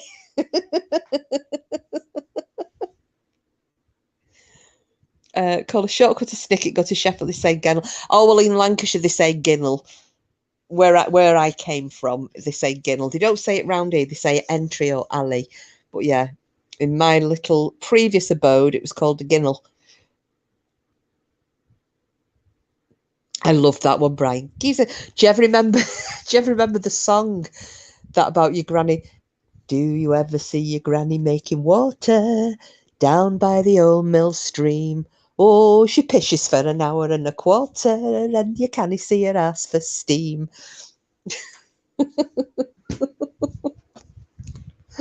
I love that programme.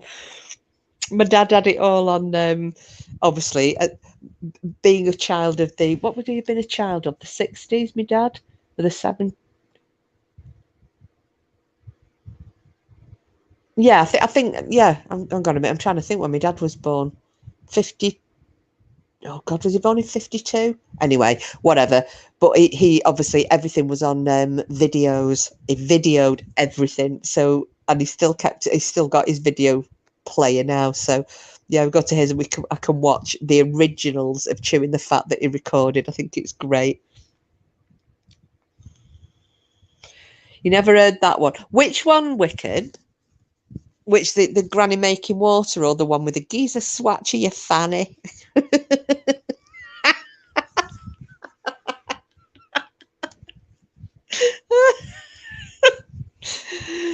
I wonder if MD's saying that.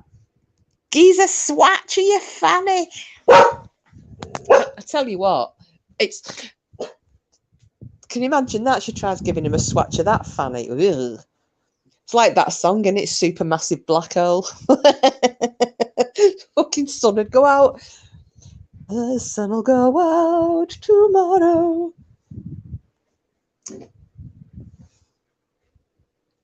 All of them. Lake Art playing out. Lake Art. Oh, hang on. What have I missed it? Lake Art. That's like the joke about the gran going up the lake. Yeah. Can you imagine the acoustics in Oh my good grief. Oh God. Look at these two speaking in fluent Yorkshire. It's a good job Porky's not listening to this. If I say Yorkshire to him, he goes, because obviously he was kind of over in that direction, but in Lancashire. Oh, you're looking at playing out. Oh yeah, because Nuff's not over that from that direction as well, isn't she?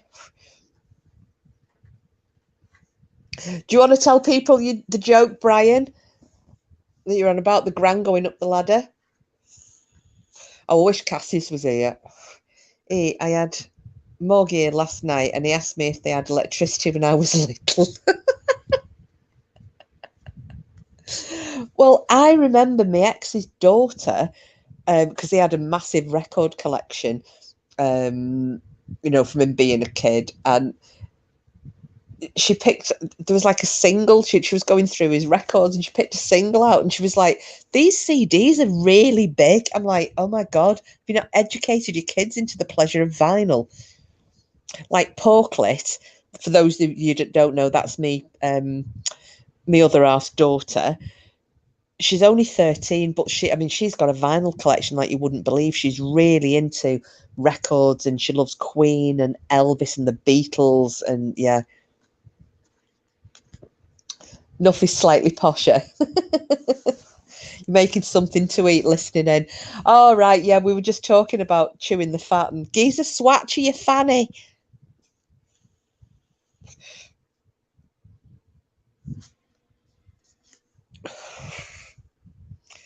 I loved that I really loved that program. I was trying to think of some of the other. Tracy, nobody knows what a Corsi is. Hey, oh come on, we need this here. Corsi Edgar or Edger. Listen, if you don't stop this, geezer swatch. I know. Geezer swatch, you fanny.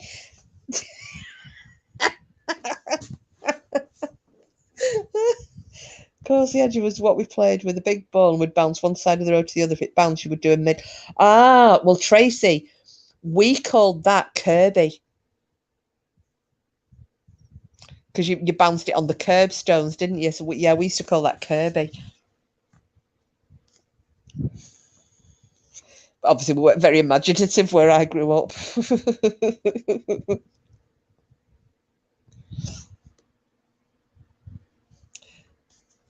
Oh, and you've called it pass. Isn't it funny the different names everybody's got for the same games, really?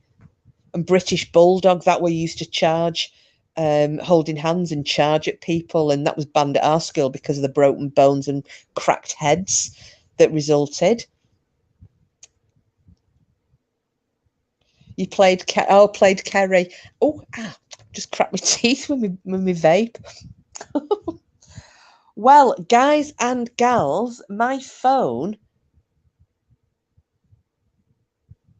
curbs. Oh, hang on a minute before my phone dies. Brian's joke. Granny asked grandson to hold the ladder while she went up. He looked up her skirt and asked, "What's that, Gran?" She thought quickly and replied, "It's my pussy." It must be dead, then its guts are hanging out.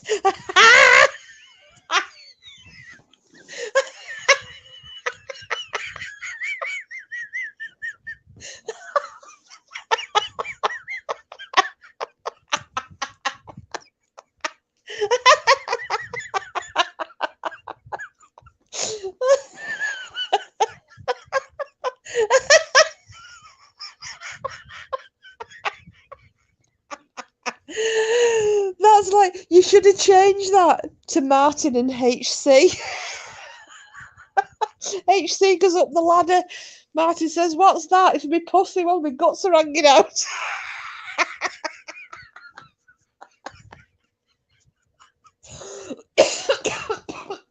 Oh God, I'm dying.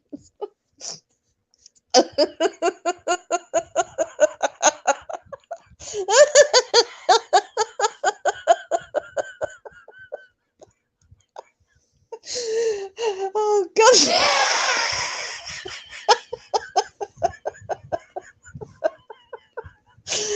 Don't wick it. All my sides are hurting now. Oh, Brian.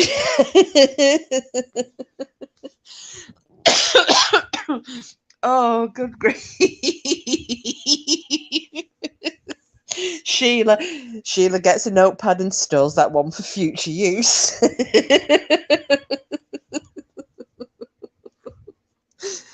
Oh my good grief. Oh gosh, what's Cassie said? That was a tough game, British Bulldogs. Yeah, it was totally banned in our school. Totally banned. I remember I got my nose busted. It didn't break, but I just remember I got like full on somebody's forehead straight into my nose. I remember it killing me, and my nose literally just was pissing blood. And obviously I was really mad and started crying. You nearly dropped your knitting, did you?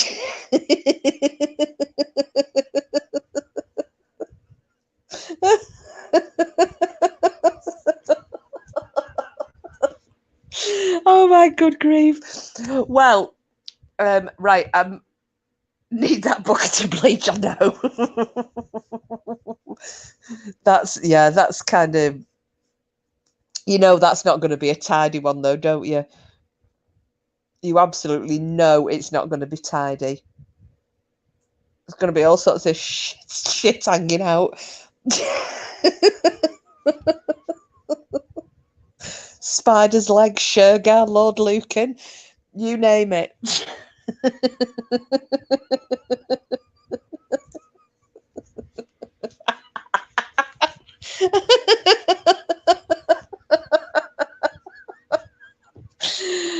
Oh gosh. Black and Decker needed.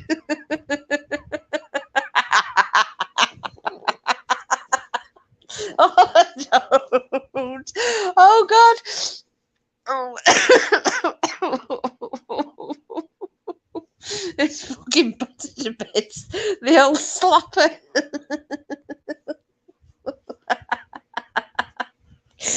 No, that's it, Sheila. It's like a cobbler's thumb, well hammered.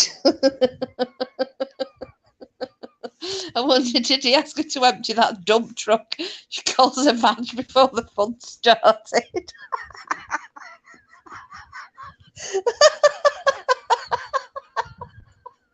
If it's got teeth like sugar, it might be a vicious cunt.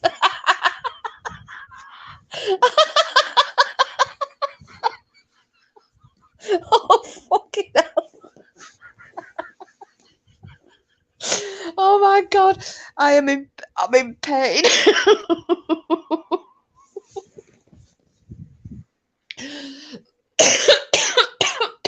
Oh, I'm sure I'm getting COVID.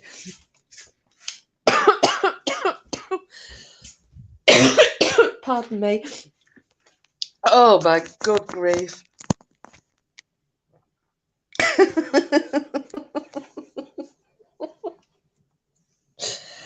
Oh, now that has been very, very funny. Brian said I hadn't heard that. It wasn't the joke I was thinking about, Brian. So very, very funny. Oh man.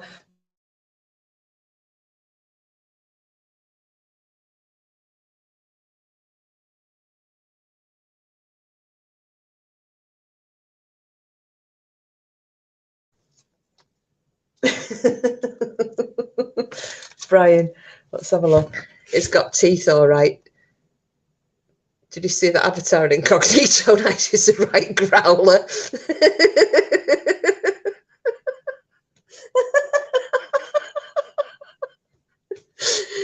Oh, Trace, case you sound sometimes like you have a Northern Yorkshire accent.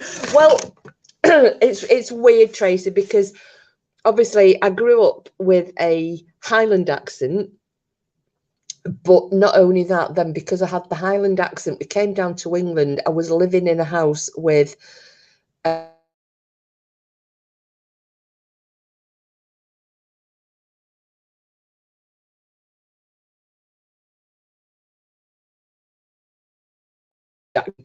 and then after that, I went and lived in Wales. I've lived in Portsmouth. I've lived in Southampton. I lived in Italy and Greece. And then I came back to Lancashire. So I've got accents from everywhere.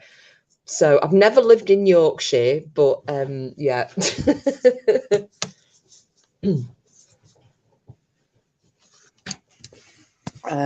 Cass's kiss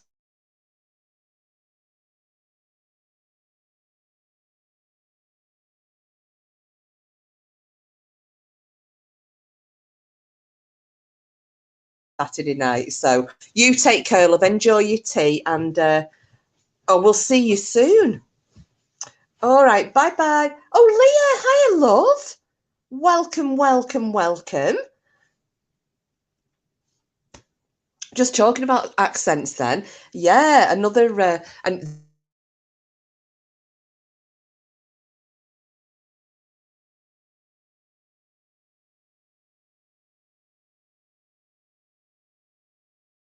my dad being in the army, traveling all around, and we came to live down here. So, yeah, my accent's a little bit. It comes back when I go home because he went back up to Scotland when he came out of the army. But yeah, but lovely to see you. And next time you come in, Leah, because I make everybody mods. So, but I can't do it at the moment because I'm on my phone. When I come out, when we finish this live, I will make you a mod. So next time you come in, you'll have a blue cloak of power like everybody else.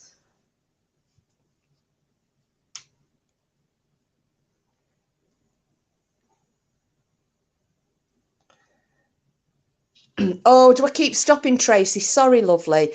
Do you know what? It's StreamYard. I don't know if any of you noticed yesterday, with Bam, because she kept stopping as well, and it would go quiet, and then I think, oh shit, what's going on here?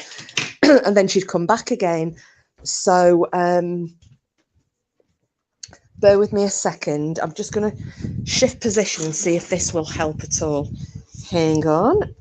Hang about.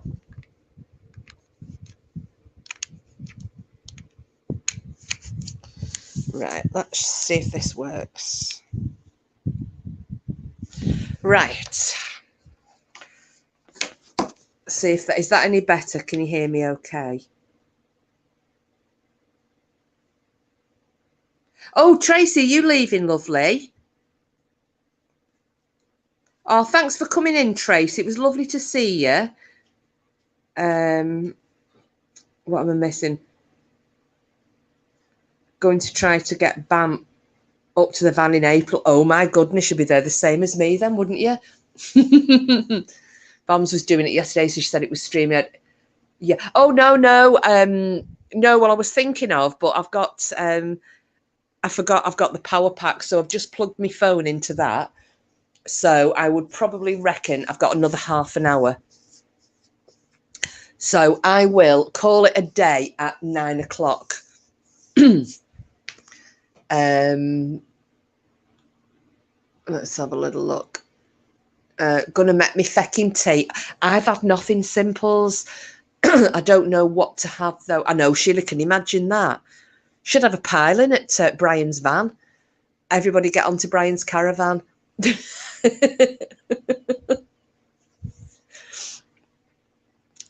It's lovely up there. She'd love it, wouldn't she? And the thing is, it's all flat, isn't it? You know, so even if she has a few mobility issues, she'd find it really easy, especially with you being right near the Paul Jones. I like that pub. Oh, right, Tracy, sorry, that was me misunderstanding. Yeah, I was thinking of going, but then I realised I kept like cutting out and what have you. And then Leah came in.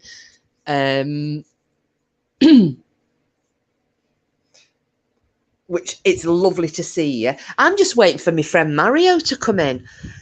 I don't know if you're sitting around there. So it'll be about, be about 12:30 in the afternoon, I think, from what Voodoo had said about the time difference. My friend Mario is in California, and I noticed that he'd subbed to me this morning. I'd got a notification. I gave him my details for here actually months ago. But he's never been on, and then like I said, he probably just forgot. He's got a life. But yeah, so if you see Mario coming in the chat, please make him very welcome. He's been my mate for years. We were kind of sparring partners on Twitter, and he is hilarious. He's got more troll accounts than you can wave a stick at on Twitter. Brilliant. And like I said before, nice single guy. For any of you lovely single ladies, very good looking young man. Ex-army as well, so he's a forces veteran.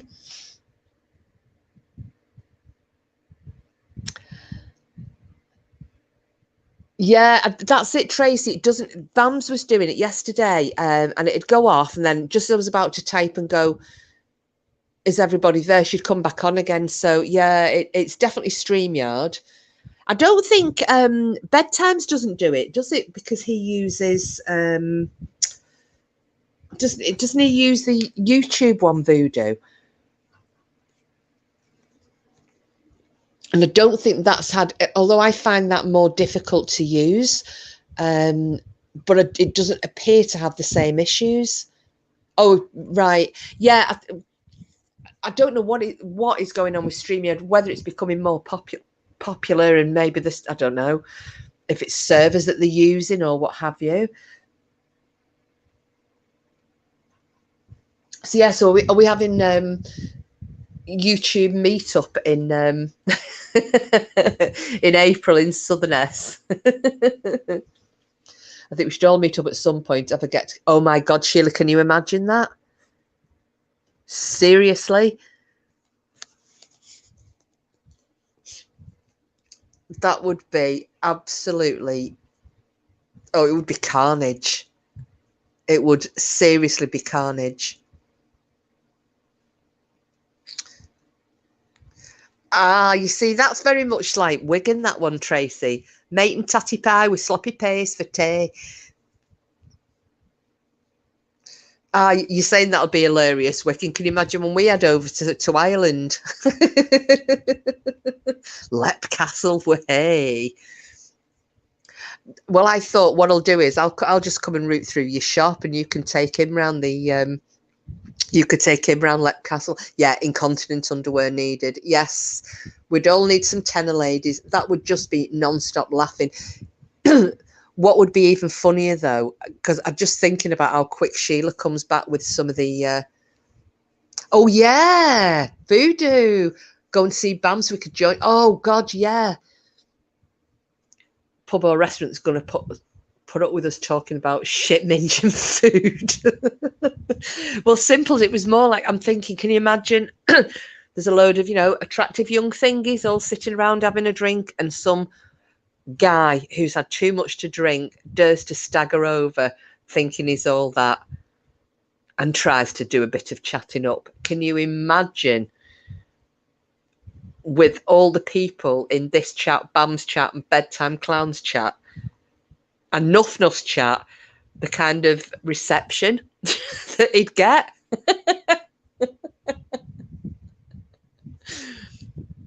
And that's it, poor bastard indeed. The guy, well, his balls and dick would just shrivel up and turn into a vag, wouldn't it? It'd never come out again. It would be too shamed. We should book a hotel out for a full weekend. Oh, that would be brilliant. Get our Stephen to come down as well. Rudy Quinn, if you went to BAMS, you would have to go to Sheila's, then me making it a round trip. Well, that's it. You'd have to do a full UK tour, wouldn't you? God love him. He'd leave with about 10 new arseholes. Brilliant. God, yeah, you'd have to plot it, wouldn't you? You'd have to have a little map and then put pins in where everybody is around the country that you'd want to visit, and then you'd have to plan your route accordingly. The thing is, though, you could get around the whole of the UK quicker than you would to get from one side of Texas to the other, so you'd actually be able to do it really quickly. Just feeding the flu for some tuna, not minge. Well, like I said, better a fishwife than a fish minge. Look at that, fucking battered to bits, the old slapper. I forgot I'd left that one up on the screen. So, I mean, I am intending, this was, again, it was just off the hoof. I am intending this week to do a proper live with a proper story that we can properly discuss. And we'll get back to doing some, rather than us all taking the mick. But I just thought Sheila's stuff last night, it was just too funny to let go, especially with the reception that it's had from people on the other side of the fence. And don't believe it. You know, when they say the grass is always greener on the other side of the fence, it's not true. If you jump over to their side of the fence, it's actually AstroTurf covered in dog shit. Okay, stay on the proper side. Brian, grown-up stuff. Well, we do some good grown-up stuff, Brian. We do. I tend to scare the shit out of people because we start talking about alien abductions and dogmen encounters and ghosts and things like that. And I do some history as well. I don't do true crime. True crime? What the fuck? True crime. I don't do that. I come and listen to it, obviously, in BAMS and everybody else's, but I don't cover true crime. So, and we have giggles and we have some fun doing it. But yeah, I have a very varied discussion bank in here. And we're happy to do anything, you know, if you have something that you, because I mean, I even went off and I covered, let's have a think, like, I don't know if you heard of the Kajaki Dam incident, and then, you know, with the Falklands War and stuff like that. So we've covered all sorts of things in here. Brian, boring. I like some grown-up stuff, like spiritual stuff. Yeah, sometimes we do. I mean, we've talked about like near-death experiences, didn't we? I think it was Simples who wanted to talk about that. And we occasionally will talk about religion. We talk a lot about Vikings. We've had some good true stories on. We've got a couple of subs who are, well, actually 3 subs who were over in the Burnley area. So it's Julia and a husband and son who have had quite a few experiences of the supernatural kind. So not only ghosts, but alien encounters as well. So we're going to be doing a live with Julia and her husband and son, me and my other half, and we'll be going over there. So that's coming up as well. That's at the bottom of England. I live north of England, South Yorkshire. It's still only like, what, hour and a half, 2 hours away though, Tracy? That's what I mean. Texas is so massive. I think the whole of England would fit into a corner of it. I think because we think places are so far away, you know, we think we're so everywhere's so far away, but yet for when people come over from America, we're actually really tiny, aren't we, comparatively speaking, anyway?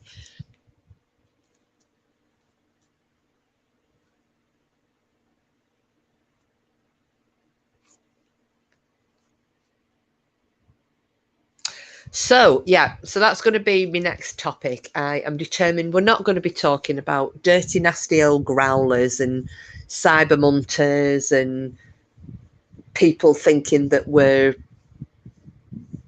you know, people putting themselves on pedestals that they really shouldn't be, because they're actually pretty shitty themselves. But you know, whatever. We like who we like who we are, we love each other in here, and bollocks to everybody else is my mantra. So, and again, a word for the watchers: if you don't like it, don't watch it. My brother lives in Cali and he drives almost 2 hours to work and home again. Well, that's where my friend Mario is living in California. Oh God, remember when them fires hit? Was it 2 years ago? Hang on, was it 28? I can't remember now. Was it 2018? Oh, I know. I kept sending him messages. I was like, mithering the shit out of him. Are you okay? Are you okay? I think I would be really scared to drive on the roads in America. I wouldn't mind if it was in the middle of nowhere, you know, like going on a road trip through the centre.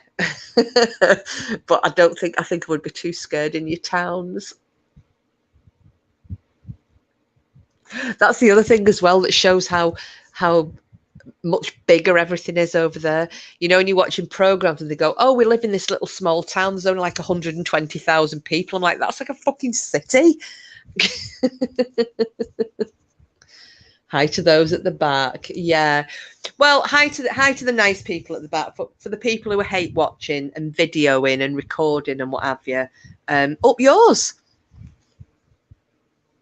But for those people who just like having a watch and a listen and just feel a little bit too nervous about joining in because you're not sure, you know, I know a few people have said they thought we were all like really close friends and they didn't want to join in, and then found out actually, no, you're all very, very welcome. To live in USA from England, don't you have to get a special card? I don't know. Is that a green card?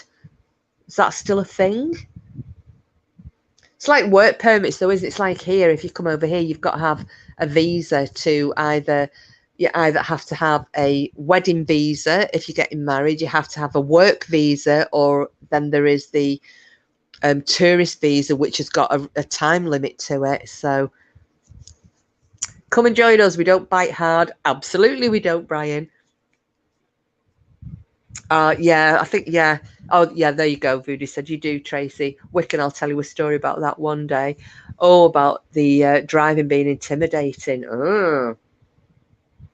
I tell you what I always wanted to do, and I'm really sorry to those people who love all animals, but I watched a program, Voodoo, on you know, the wild hog problem in Texas. I know it's bad all over America anyway, but I know they were saying it's specific, you know, specifically Texas, about it being horrendous and the millions of pounds worth of damage being done every year by these hogs. And it was showing these different companies who have been set up to control them. So you've got some people who'll catch the hogs and they'll move them somewhere else, and then you've got these other groups who catch the hogs and kill them, and then they distribute the meat to, you know, families in need or what have you. A lot of them hunt with dogs. And when I went abroad, when I was in Europe, I tried wild boar for the first time, and it's fucking beautiful. And I thought I actually would, if I ever went to America, I would want to go to Texas, and I want to go out and do wild boar hunting. Nearly said shunting then. I want to go out and go on a wild boar hunt.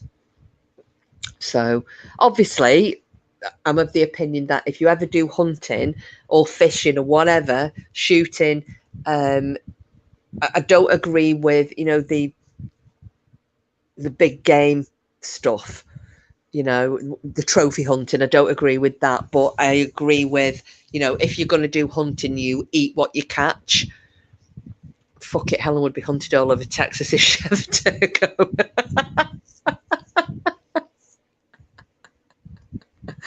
Oh, good grief.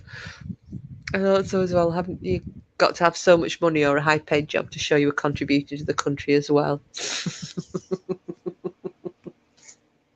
That's tickled me, that. A lot to chew on, yeah. Tracy, I'd want to lick my dog's ass to get the taste out my mouth.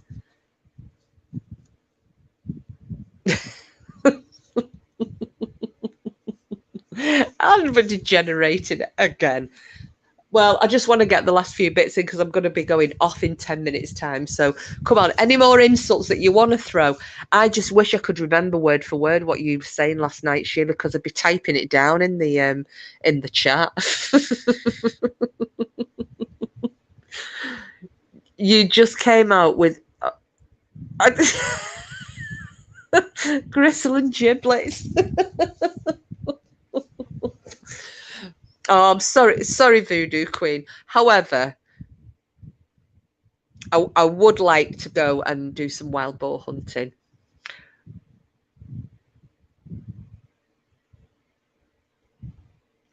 Bam took the live down, but there's a bit more coming, I'm thinking.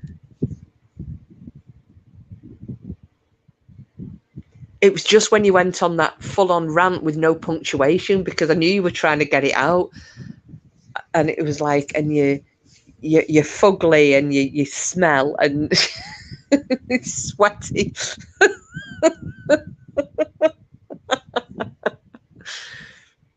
I know Jersey's at far from England, but they had that, for instance, where randomly anyone wouldn't be able to just go and live there. No, I think in Jersey you need 3.5 million in the bank, Tracy. I'm waiting on pizza and kebabs, so going to leave you for now. Brian, thank you for coming in, lovely. I'm only going to be on till 9 o'clock, and then I'm going to shut down because I need to eat something. Thank you for coming in. Next time, wield that blue cloak of power to the best of your ability, and enjoy your pizza and kebab. And we'll see you in another day or two. Okie dokie. See you, Brian. Bye, lovey. I'm sure I'll have more to say next time. I'm sure you will as well. Fucking hell, what? Yeah. I thought it was something, it was lower than that, but yeah, apparently it is 3.5 million to live on Jersey. I think it was Jersey, not Guernsey. Jersey. No, it is. Oh. It's one of them anyway. It's Jersey or Guernsey, but yeah, you have to have 3 million to go in the bank. It used to be like that, not for that kind of money, but for Australia, if you wanted to go out to Australia. Oh, is it Jersey? Thanks, Tracy. I think you had to have so much in the bank, and you had to have a skill that was required in that country as well. Because it was what they were talking about here, wasn't it? Having a points-based system for immigration.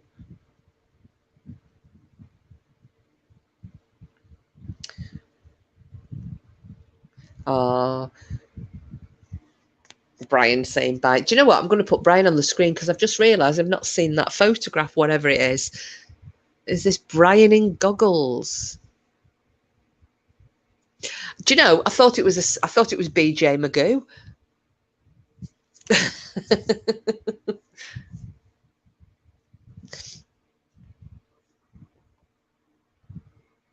Righty ho, guys and gals. So I am at this point in time going to start winding up because I'm starving. I've got my stomach's growling now. I need to stop this.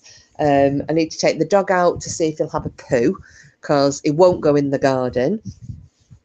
And then I'll go and see. That was a drunken night in poo. Oh, was it? Oh, okay. You have to tell us about that another time then, Brian.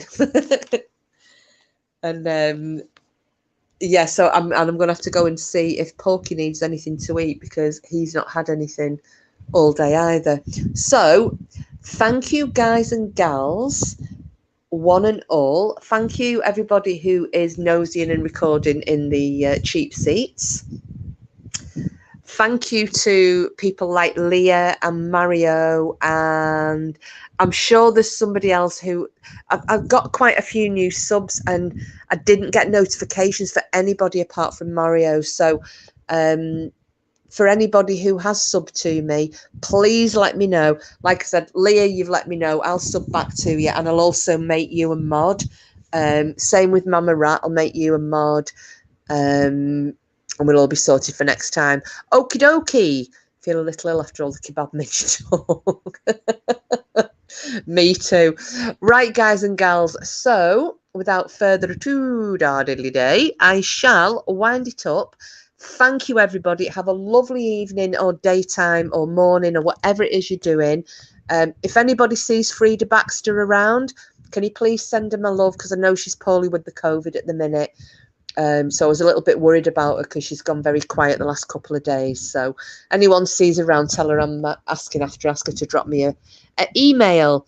Okay, Sheila. Bye, kiss. Everyone have a good bank holiday weekend. See you all on Monday as well. Nobbington, 9:30, Monday night. Don't forget it. Be there or be square. Okay. Watch out for Jen because she's going to be putting a little advert up for it. Okay, everybody. Love you lots like jelly tots, and see you all on the bright side.